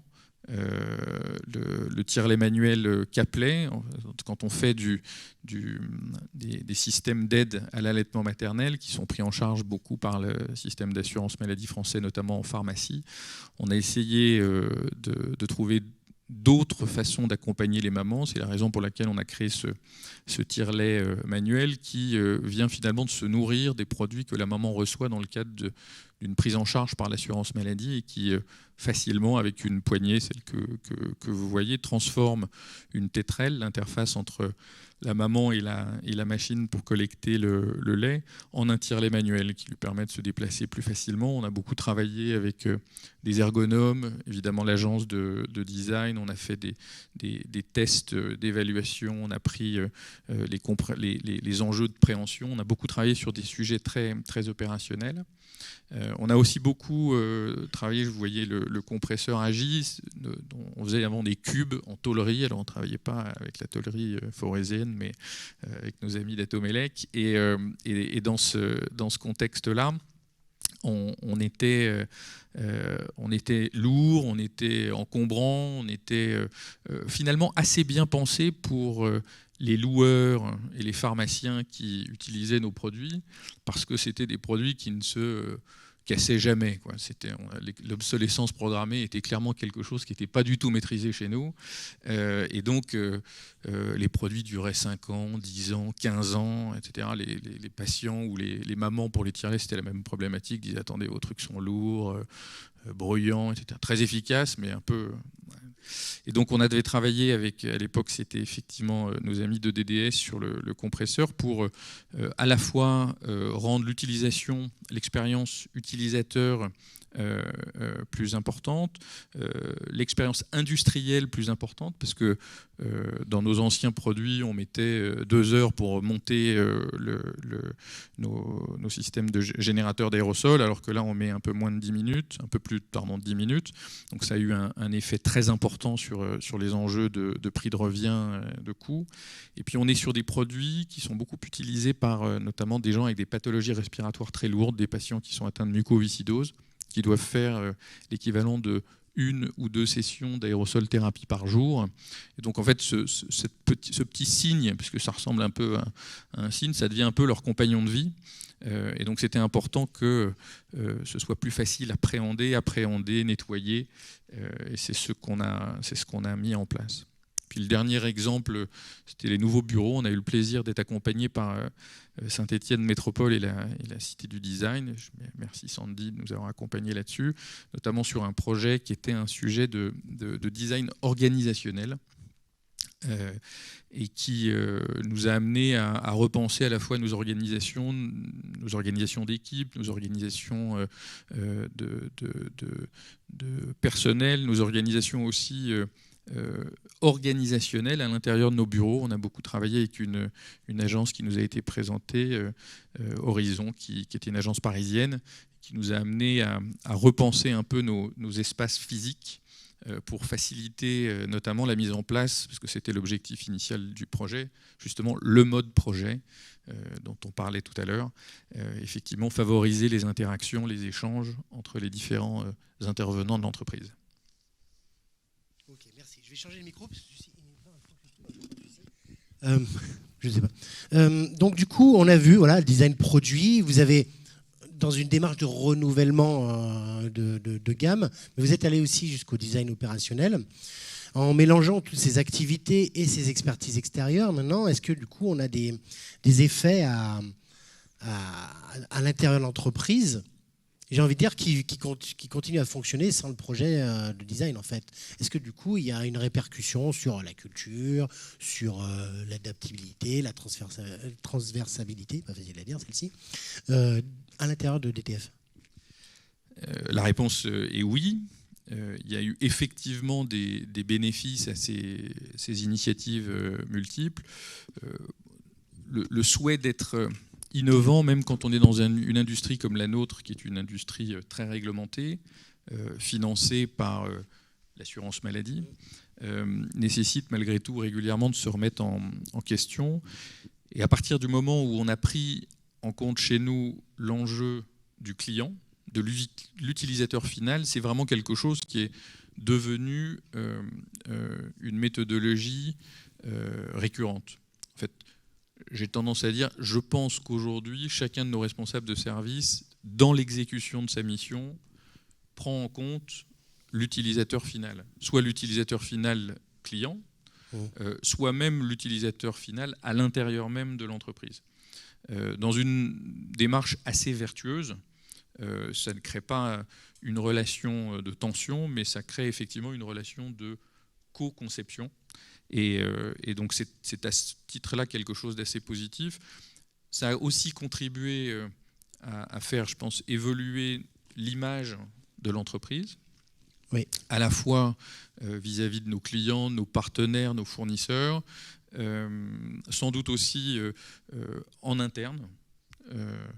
Je crois que ça a apporté, dans une certaine mesure, un sentiment de fierté d'avoir pu, quelle que soit l'échelle contributive à l'intérieur du projet, de pouvoir sa pierre à l'édifice sur le tout à fait. Et puis, d'une façon générale, je l'évoquais brièvement, quand on arrive à compléter ces gammes, notamment avec des produits existants, et venir augmenter la profondeur d'une part, et d'autre part améliorer la compétitivité opérationnelle et donc l'amélioration des coûts de revient. Soit on a le choix de faire un peu plus de marge, soit on a la capacité de s'adapter à la concurrence et aux enjeux de tarifs qui ne demandent pas d'exister, même dans une industrie réglementée. Donc des effets aussi à long terme. Merci pour ce témoignage. On reviendra aussi sur comment vous voyez l'avenir en fait après derrière, et puis les conseils que vous pourrez donner à d'autres entrepreneurs. Continuons notre exploration industrielle avec Martin. Bonjour. Votre entreprise est située à Mornan-en-Forez et fabrique des fauteuils roulants. Ils sont reconnus justement par leur forme, ils sont reconnus aussi par leur fonctionnalité. Est-ce que du coup, après avoir présenté vos deux gammes principales, pourriez nous dire comment ça s'est passé aussi pour faire rentrer le design et Alain aussi qui est avec vous, dans l'entreprise. Comment ça s'est goupillé? Très bien. Donc, Ergo Concept est une entreprise que j'ai fondée avec Jacques, mon père, sur presque un accident. C'est-à-dire que lorsqu'il est rentré il a vécu en Asie pendant 8 ans, il est revenu avec un prototype d'un nouveau fauteuil roulant électrique qui était en mesure de changer complètement la vision de la mobilité pour les PMR, de par le côté vraiment fonctionnel et pratique. Un produit d'une conception chinoise, pour pas s'en cacher, qui s'est complètement dédouané de tous les codes, on va dire, esthétiques. On était sur un produit purement fonctionnel, très pratique, très engageant, mais dans lequel le côté beau était complètement extérieur à la chose. On sait bien tous, dans nos sociétés, surtout les sociétés occidentales, que cette notion d'apparence, elle est quand même très importante. Et elle l'est aussi pour les personnes, voire d'autant plus pour les personnes de mobilité réduite, parce que leur fauteuil roulant, c'est leurs jambes. Et de la même façon qu'on apprécie tous d'avoir une belle voiture, une jolie montre, des jolies baskets, eh bien, on est exactement dans cette démarche-là. Donc on a commencé au tout début, quand l'entreprise était encore un embryon, à travailler sur des notions de couleur, de design, en disant qu'on va partir sur des couleurs plus neutres que sur des couleurs avec des partis pris qui peuvent être clivants. On est reparti d'un petit peu de zéro à ce niveau-là. Et puis petit à petit, on a fait des gammes avec des couleurs, des choses comme ça. Et il y a eu un déclic qui est lié également à la rencontre accidentelle encore avec Alain, où on a un peu appuyé la chose sur le fait de se dire qu'il ne faut pas se contenter de ne pas faire du moche, allons carrément faire du beau, allons faire le fauteuil roulant électrique de demain, qui n'existera peut-être pas, mais pensons-le dès à présent. Récupérons les codes d'autres marchés. Alain a énormément travaillé avec l'industrie automobile, toutes ces notions d'aérodynamisme, de mobilité, de confort sont des choses qui sont vraiment intégrées tout au long de la réflexion. Et ça nous permet d'avoir aujourd'hui des produits qui vont répondre fonctionnellement, parce que c'est quand même un besoin primaire des utilisateurs d'avoir un outil fonctionnel, efficace, sûr, sécurisant, qui répond à leurs besoins de mobilité. Et puis après, vraiment rentrer dans cette démarche un petit peu plus design, mais très holistique, d'apporter des produits qui soient beaux. Et on a récemment, donc on a 2 gammes, comme vous l'évoquez tout à l'heure, une gamme qu'on conçoit, qui est celle que vous avez à l'écran. On a une autre gamme dont je ne sais pas si vous avez des images, qui est... Ça n'a pas récupéré. Bon, mais je m'en excuse, peut-être que je n'ai pas envoyé. Qui, elle, n'est plus un fauteuil roulant électrique, c'est un robot de mobilité. On se dédouane complètement des codes un petit peu, je n'ai pas envie de dire misérabiliste, mais on s'éloigne d'un côté triste de la pathologie, parce qu'on part quand même d'un problème de mobilité. Donc à la base, il y a un dysfonctionnement du corps lié à une pathologie, lié à un accident de la vie, lié à différentes choses. Mais on va essayer de prendre tout ça pour en tourner en quelque chose vraiment de design. Et ce dernier fauteuil, qui est un produit qu'on commercialise depuis 2 ans maintenant, qui s'appelle le Wheel Model C, qui est d'une entreprise japonaise à la base, va apporter une approche absolument inverse à ce qu'on peut imaginer jusqu'à présent, de telle façon à ce que certaines personnes qui sont valides, qui par superstition ne mettront jamais leurs fesses dans un fauteuil roulant, par peur justement de cette superstition, en voyant ce robot de mobilité, vont y voir que des aspects positifs et vont être curieux de l'essayer. On va ajouter à ça toutes les options d'objets connectés. C'est un fauteuil qui va se déplacer, qui va se diriger également avec un smartphone par exemple, qui va être personnalisable en termes de couleurs. Et on va vraiment switcher ce côté triste qu'on pourrait imaginer, qui ne l'est pas forcément vrai, dans le monde du handicap, et en faire une force qui va décupler les énergies, et qui, nous, en tant que professionnels de santé, sans être médecin ou ergothérapeute, nous donne une énergie folle, parce qu'on joint vraiment l'utile à l'agréable, et on sent que notre métier a vraiment une résonance forte par rapport à leurs besoins. Donc revenons à notre rencontre, une rencontre fortuite. Comment ça s'est passé justement avec cette rencontre et cette première prestation? Qu'est-ce qui a été proposé justement par Alain en tout premier lieu? Donc cette rencontre, elle s'est faite par un ami qui travaillait à l'époque vais faire court, qui travaillaient dans des hôtels et qui montaient des chambres d'hôtel. Donc tout le mobilier pour équiper les 150 chambres d'un hôtel à installer des pieds de lit. Et ils galéraient avec les outils qu'ils avaient. Et ils travaillaient avec Alain, et Alain a mis en place un petit système, tu diras si je dis des conneries ou pas, mais un petit système qui permet de gagner énormément de temps par un petit système ingénieux qui est vraiment très très fonctionnel et qui leur a permis de gagner beaucoup de temps. Gagner du temps pour le montage, cet c'est ami problématique. m'a dit, il faut que tu rencontres Alain, c'est un mec très très créatif qui a plein d'idées et qui pourra t'aider dans ton métier. Et c'est comme ça qu'un jour j'ai appelé Alain, il ne me connaissait pas, je me suis présenté, il est venu nous rencontrer. Et puis il y a eu un match au niveau du projet professionnel et puis aussi un match humain. Je pense que c'est indispensable de savoir s'apprécier pour favoriser la communication, dire ce qui nous plaît, dire ce qui nous plaît moins, de gommer, d'adapter, de modifier ce qui nous plaît moins pour arriver à une espèce de, pas envie de parler d'osmose ou de symbiose, mais une vraie synergie, on va dire, intellectuelle qui nous permet aujourd'hui d'être très efficaces et d'avoir un vrai résultat. Et ensuite, pour le premier brief qu'on a fait ensemble, je ne te cache pas qu'un repose-jambes pour l'Ergo 09. Est-ce que c'était un accessoire? Oui, c'est un accessoire. Alors comment ça s'est passé justement, Alain? Qu'est-ce que vous avez proposé à votre futur client derrière pour entrer en fait dans la... Alors oui, simplement, je vais faire court aussi. C'est vrai qu'on ne tient pas les mêmes discours en fait à une PME, une TPE, un porteur de projet qu'à une multinationale.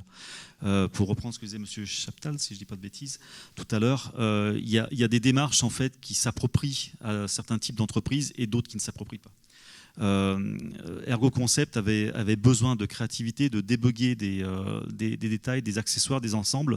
On ne peut pas partir sur une logique en fait où on va garder, être en contact avec le marketing, être en contact avec la prod, être en contact avec tout ça. On doit être un caméléon et surtout leur parler leur langage. Donc évidemment, on évoquait tout à l'heure la question de budget. La question de budget, c'est une question de temps aussi. C'est une façon dont on approche en fait les problématiques.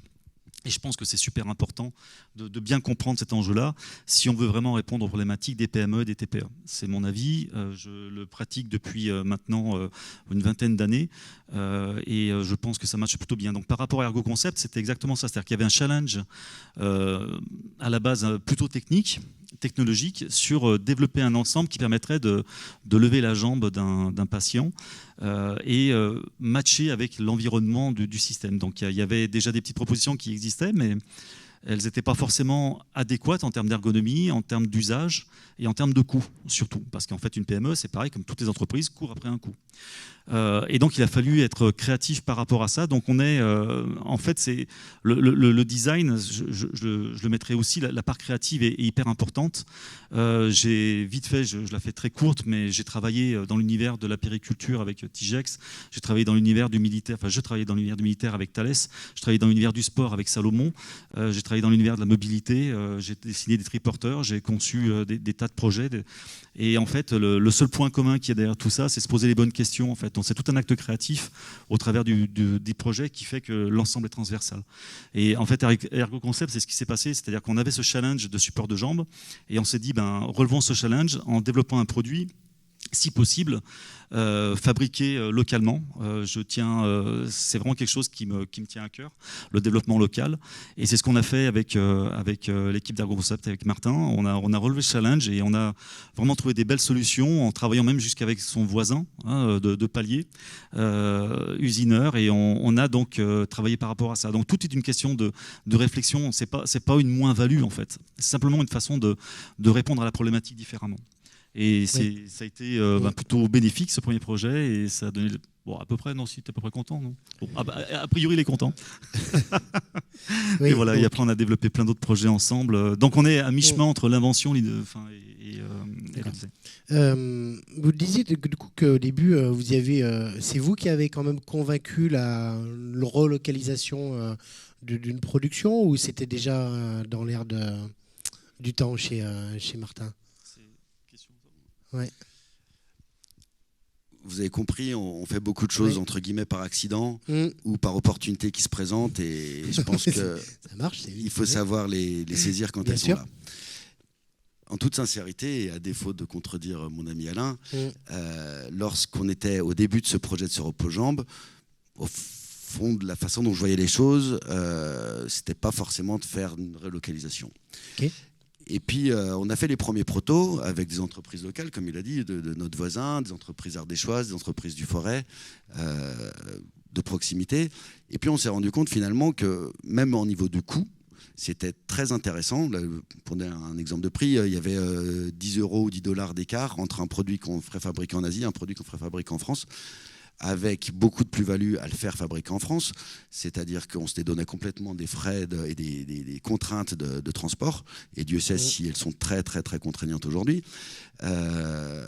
On a surfé, je ne le cache pas, sur le Made in France, qui est aujourd'hui un argument de vente, on ne va pas s'en cacher, et ça nous a permis donc de créer ce petit bout d'histoire, et finalement de se dire, c'est quand même vachement cool, on voulait un nouvel accessoire. Et ce nouvel accessoire, non seulement il est là, mais en plus, il est made in France. Oui. Et donc, pour répondre à votre question, sur ce projet spécifique, il n'y avait pas cette volonté de relocalisation, mais quand on a eu cette opportunité, on l'a saisie. Aujourd'hui, on a d'autres enjeux, on va dire, liés à la relocalisation. La situation, on va dire, économique mondiale aujourd'hui nous tend à vouloir se rapprocher. Mais vous savez, souvent, les intérêts et presque la bienveillance peuvent être liées. C'est-à-dire qu'on ne va pas faire les choses par contrainte, on va les faire parce que finalement l'utile peut se joindre à l'agréable. Et donc là aujourd'hui, oui, on a un vrai projet de pouvoir dispatcher notre production et ne pas la faire uniquement en Asie et se rapprocher de la France. Et il y a un point aussi que je voulais souligner par rapport à tout ce qui a été évoqué tout à l'heure, c'était la notion du coût du design. Le design, c'est un investissement. Et tout chef d'entreprise ou porteur de projet ou entrepreneur qui va faire un investissement va se débrouiller à ce qu'il y ait un retour sur investissement. Donc le design, ça ne coûte pas d'argent. Effectivement, au début, il va y avoir des frais parce qu'avant d'avoir ce retour d'investissement, il peut se passer plusieurs mois, plusieurs semaines, et il faut en effet l'assumer, enfin être en mesure de le supporter financièrement. Mais on s'y retrouve très très rapidement et donc c'est vraiment, il faut penser ça comme un investissement et en aucun cas comme un coût parce que sinon on ne le ferait pas si c'était qu'un coût. D'ailleurs, donc effectivement, pour en revenir aux observatoires du design, c'est ce qu'on essaie aussi de rechercher encore, des métriques qui manquent encore sur les ratios. En parlant d'investissement, du coup, on peut bénéficier, il me semble, de crédits d'impôt sur ces investissements. Jean-Philippe l'avait évoqué. Donc, tout à fait. Et puis, sur l'aspect innovation, c'est accompagnable, c'est finançable et du coup, on peut y arriver. Mais sur le vocable, c'est important, effectivement, de dire qu'on a ces investissements-là. À présent, vous me semblez bien convaincu, Martin, mais à l'époque, ce n'était pas tout à fait ça par rapport au design. Quelle image vous aviez avant de travailler avec un designer, en fait, après ? On va dire qu'Alain a renforcé cette approche, mais on ne peut pas consciemment vendre des produits de consommation, parce que ça reste malgré tout un produit de consommation, même s'il est très très ciblé, en s'aliénant absolument du design et de l'approche esthétique de la chose. Donc c'est pour ça qu'on a fait un premier travail, mais c'est un travail amateur, mais qui correspondait absolument à l'état de l'entreprise à ce moment-là, quand on était embryonnaire, quand on monte la boîte, qu'on vend 3 fauteuils par mois, on ne peut pas tout de suite investir énormément dans le design, mais c'est du bon sens d'avoir cette sensibilisation au design. Et au début, on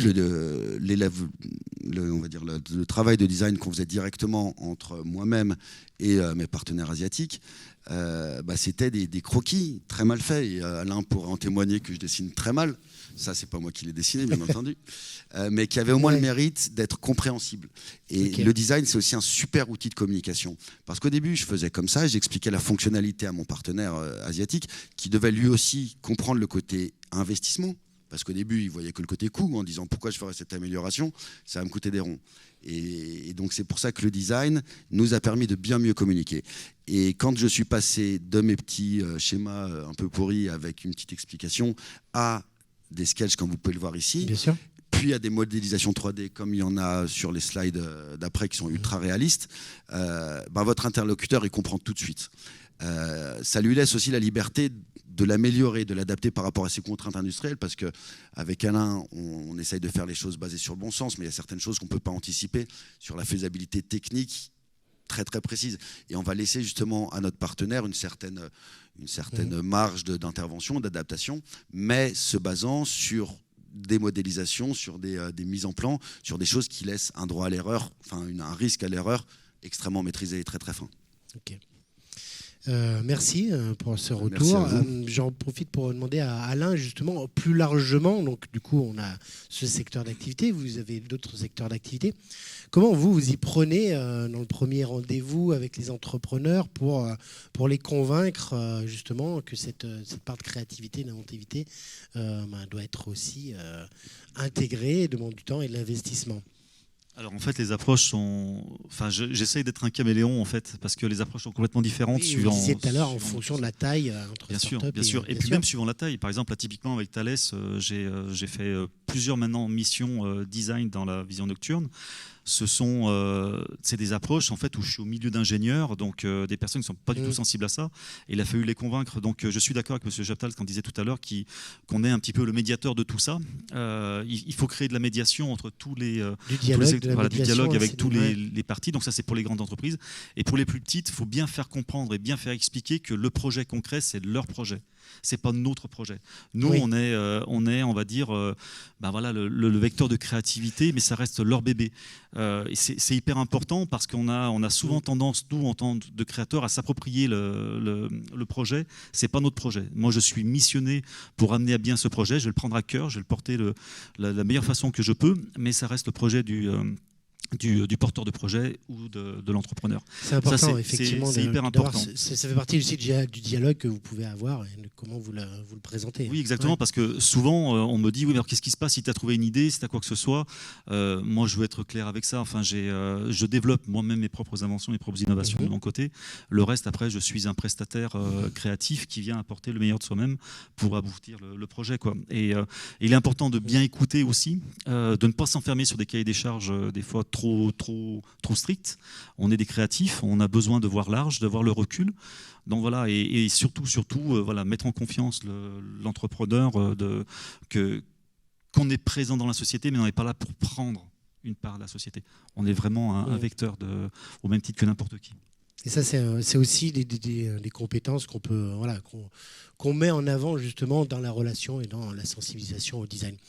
Didier, vous, comment ça se passe justement sur les approches aussi vous avez d'autres projets et d'autres secteurs d'activité.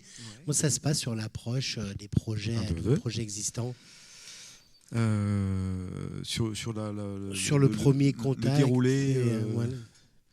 Sur le premier contact et puis le déroulé après avec les entreprises, oui. Alors effectivement, encore une fois, on est polymorphe parce que les approches sont très différentes en fonction effectivement des demandes. Moi, je pense qu'on peut décrire le travail de design, ou en tout cas l'étude, souvent en plusieurs phases. Il y a souvent 3 phases. Alors ce slide là montre effectivement les compétences générales. Donc ça, c'est ce que je propose en type de prestation. Donc il y a effectivement en haut à gauche du design produit. En fait, aujourd'hui, dans le sens polymorphe, il faut être un peu homme à tout faire. Et donc il faut proposer également l'identité du logo jusqu'à de l'identité de marque, du travail 2D, du travail 3D. Je propose également, moi, personnellement, une expertise en textile qui peut être intéressante pour proposer des gammes de sacs à dos, des choses comme ça. Donc voilà, c'est assez varié jusqu'à l'éco-design qui commence à prendre de l'ampleur aujourd'hui. Donc ça, c'est pour le tableau de chasse un peu des compétences. Mais pour revenir sur la démarche, je pense qu'on peut souvent décrire un projet en 3 grandes phases. Il y a souvent une phase de créativité, de recherche, de mise en illustration, de dessin, etc., pour qu'on se conforte avec le client et qu'on rassure tout le monde sur la bonne vision à choisir du produit, quel est le bon support. Il y a souvent une phase de synthèse où on a confronté les recherche avec la réalité. Il y a souvent une synthèse où on se dit le thème numéro 1 est intéressant, mais sur le sujet numéro 2, telle partie, etc., est plus sympathique, et graphiquement, je voudrais ça. Bon, voilà. On commence à vraiment rentrer dans le moteur du design. Et puis, il y a souvent une troisième phase qui est plus technique, où là, on se rapproche du bureau d'études et on est capable de confier au bureau d'études peut-être une peau 3D si on travaille en 3D, peut-être des tech packs si on travaille sur des projets textiles. Et on est capable de comprendre surtout le métier des ingénieurs, etc., pour les accompagner également pour que le projet aille jusqu'au bout. Ce qui est illustré là, par exemple, c'est un projet très atypique. Le résultat final. Hein. Donc ça, oui. c'est un produit qui a à voir avec l'hydroponie. Donc c'est un objet qui permet de faire pousser son potager dans son salon. Je ne sais plus s'il y avait une slide suivante. Celle d'après, ouais, sur les idées. Voilà, cette slide est intéressante parce qu'elle montre la démarche justement du designer. C'est-à-dire qu'en haut à gauche, on a le premier proto, enfin en tout cas le brief technique, qui était quasiment fonctionnel, mais pour aller en bas à droite, il y a du chemin et sous-entendu, le premier prototype permettait d'avoir un produit fonctionnel qui aurait pu vivre dans le garage ou dans le jardin, mais en aucun cas aller qui puisse pénétrer dans un salon de chez Monsieur Tout le Monde. Et en l'occurrence, c'est plutôt un salon américain.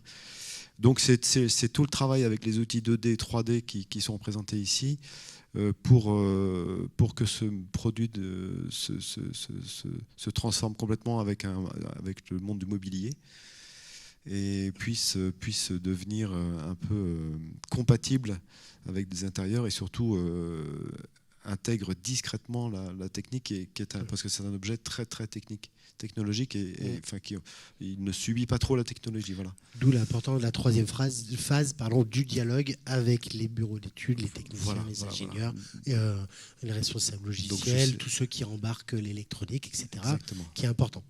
Donc je ne sais pas si je réponds à la question. Oui, c'est ma question. Et voilà, c'était pour l'auditoire, pour voir un peu les différentes phrases et se projeter en tant que chef d'entreprise dans l'utilisation de cette compétence future, qui est un peu l'objet de cette table ronde. Merci. Et pour finir, parce qu'on me dit dans l'oreillette que du coup on doit finir, quels seraient justement les conseils que chacun vous donneriez aux entrepreneurs qui nous regardent, qui nous écoutent, pour intégrer le design. Ça, vous pouvez vous appuyer sur comment ça se passe actuellement chez vous et qu'est-ce que vous en avez tiré comme expérience.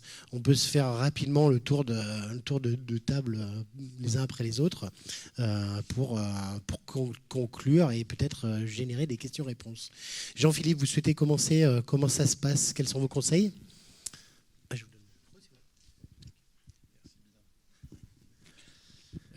Écoutez, avec plaisir. Qui sommes-nous pour donner des conseils? Je ne sais pas, mais en tout cas, si jamais je dois faire une synthèse de ce qu'on a appris dans l'intégration du design chez nous, la première chose, c'est ne pas avoir peur d'écouter. Martin et Alain en parlaient tout à l'heure. Je crois que c'est vraiment la base de savoir écouter, entendre, mais écouter activement les besoins à la fois des utilisateurs, des parties prenantes, des clients. La deuxième recommandation, ça serait probablement de commencer. Là aussi, Ergo Concept parlait d'un premier projet et nous, comme vous l'avez compris, on a commencé par un petit projet, celui de notre tire-lait. C'était un accessoire également, mais ça a eu le mérite de nous permettre d'apprendre. Le troisième point, ça serait sans doute de garder à l'esprit que l'apprentissage et l'efficacité se fait par l'itération et qu'on a le droit de se tromper. Certes, il y a des enjeux d'investissement, mais quand on est accompagné par des designers, ce sont des personnes qui maîtrisent finalement une méthodologie assez éprouvée, quels qu'en soient les tenants et les aboutissants. Et donc, on a des phases effectivement d'itération qui sont utiles et qui nous font progresser. Le quatrième point, ça serait de faire confiance aux équipes, parce que finalement, l'enjeu de design, ce n'est pas l'enjeu du dirigeant, ce n'est pas l'enjeu du responsable R&D ou de l'innovation, c'est un projet. Et à cet égard, s'il y a peut-être une recommandation à faire, c'est de ne pas hésiter ou de ne pas économiser les formations sur les méthodes projet ou le pilotage projet, parce que savoir le piloter, le projet, c'est important, mais savoir contribuer à un projet, c'est aussi très important. Puis le dernier point, c'est de se dire qu'en tant que chef d'entreprise, en fait, nous sommes tous des designers, parce que comme M. Chaptal l'évoquait, in fine, c'est notre responsabilité de concevoir, de co-construire et de s'assurer que cette démarche irrigue l'ensemble des secteurs de l'entreprise. Donc, soyons fiers d'être nous-mêmes des designers. Merci, effectivement. On est tous concepteurs, bien sûr. Alain. Alors moi je dirais, de toute façon sachez une chose, c'est que les designers c'est tous des gens sympas, voilà. Voilà, on va pas vous manger. Designers, designeuses, voilà, ça fait partie aussi de notre ADN. C'est si on n'aime pas la vie, si on n'aime pas la curiosité, on n'est pas créatif. Donc nous sommes des créatifs, on est là au service de vos entreprises, de vos projets. Il y a l'amour du projet, la volonté de réussir. Faut vraiment ne pas hésiter à passer le pas. J'ai vraiment travaillé pour des dizaines de petites PME, de TPE, de porteurs de projets, des gens qui ont une idée, qui souhaitent l'amener à bien. Le créatif est la personne qui va vous permettre de prendre du recul. Alors après, c'est là-dessus où il va falloir faire attention, c'est de savoir aussi quitter un peu cette maternité entre guillemets, vis-à-vis du projet, céder une part de créativité à une tierce personne, qui est le ou la designer. Et pour le bien du projet. Voilà, ça c'est primordial. Et si je pouvais dire quelque chose pour le designer qui souhaite travailler avec des TPE, il faut être malléable, il faut être compréhensif, il faut savoir écouter. Faut savoir argumenter et avoir une certaine déontologie aussi, ne pas brusquer pour forcer les idées, ne pas avoir peur aussi que le produit final ne soit pas vraiment le reflet du produit initial, du projet initial, parce qu'un projet vit de par son coût, de par sa fabrication. On peut trouver des prestataires qui vont imposer des contraintes, qui vont remettre en cause certains designs. On va juger un bon designer sur le produit fini et pas sur la qualité des sketchs au départ. Donc ça, c'est super important de bien comprendre ça. C'est le client qui, au final, est juge de savoir si le produit fonctionnera ou pas. Ça, c'est qui se vendent. Donc ça, c'est hyper important. Donc si la courbe, elle a un petit peu changé, que les proportions ont été un petit peu évoluées, on jugera le produit final. Donc ça, c'est un petit peu un double message pour et les designers, designeuses et aussi les entreprises. Voilà. Mais n'ayez pas peur, ça reste une super aventure. Ça, je peux vous le garantir. En tout cas, moi, j'en suis ravi. Voilà. Puis je pense que Martin aussi, j'espère. Enfin bon, je le passe. Justement, Martin, quels seraient vos conseils? Je partage absolument ton approche. C'est un grand plaisir de travailler avec toi. C'est très facile à faire. Pareil, je suis assez d'accord avec mes deux précédents interlocuteurs. Et je ne sais pas si je suis très légitime pour apporter des conseils en termes de design. Mais à la base, c'est quand même juste du bon sens. C'est savoir écouter.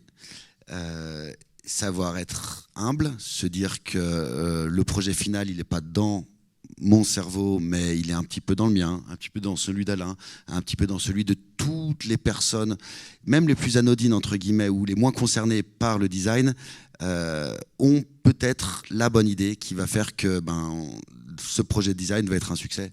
On a un exemple avec notre comptable Florence, qui un jour s'est permis de faire quelques commentaires sur le travail d'Alain, qui aurait pu sembler inadapté, parce qu'on pourrait se dire mais qui est cette comptable, quelle compétence a-t-elle pour pouvoir avoir un avis de design?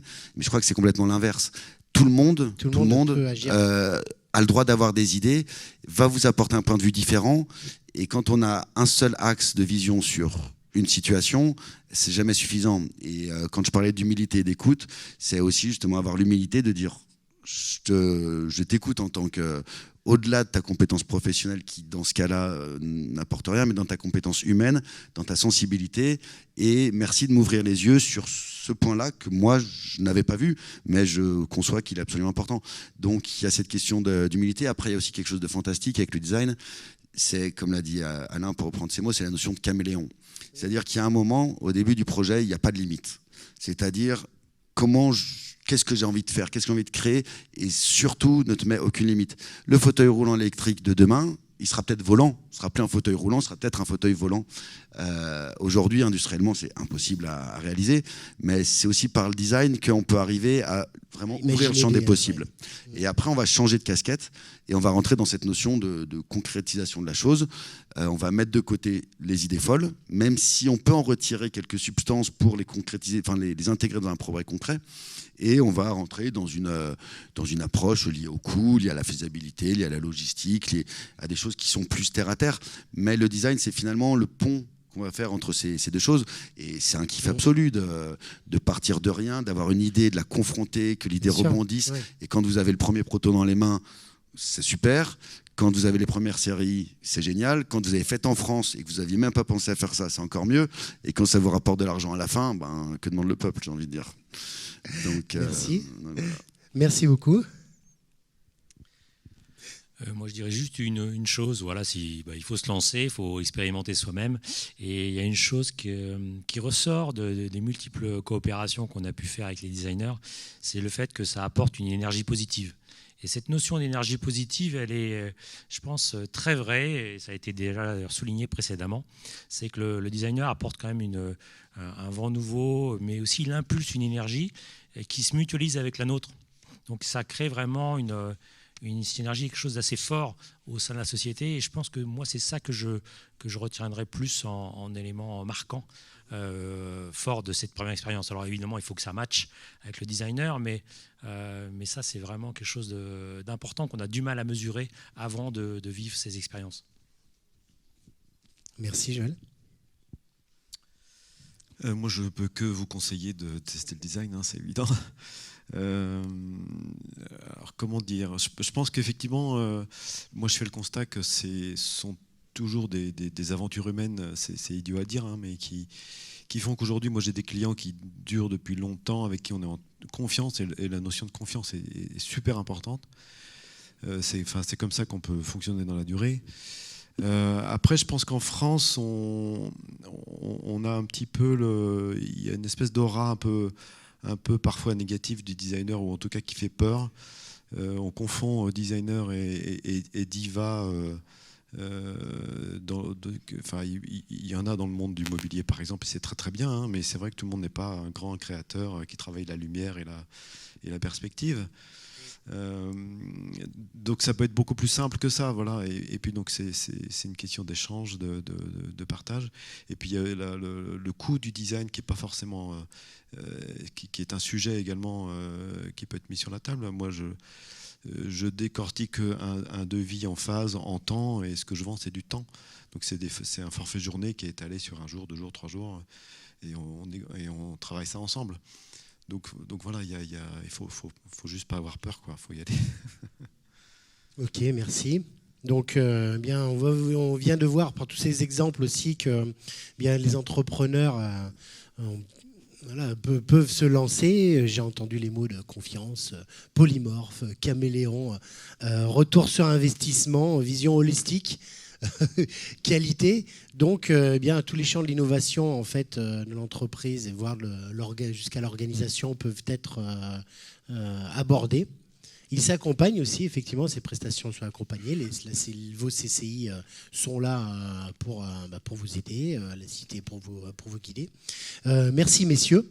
Merci pour ces témoignages, justement, qui correspond bien au logo de la CCI avec le Go Design, quoi.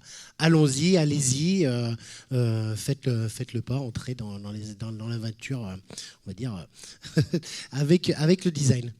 Est-ce que du coup, avant de conclure, vous avez des questions à nos chefs d'entreprise ou aux designers avant de repartir et de se retrouver autour d'une visite guidée qui était proposée par la CCI, je crois.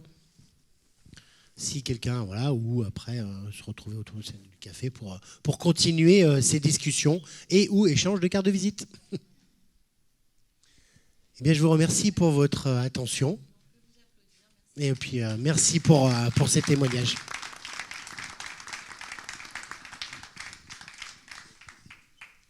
Pas de questions, tout était tellement bien clair. Il me semble qu'en tout cas c'était bien convaincant.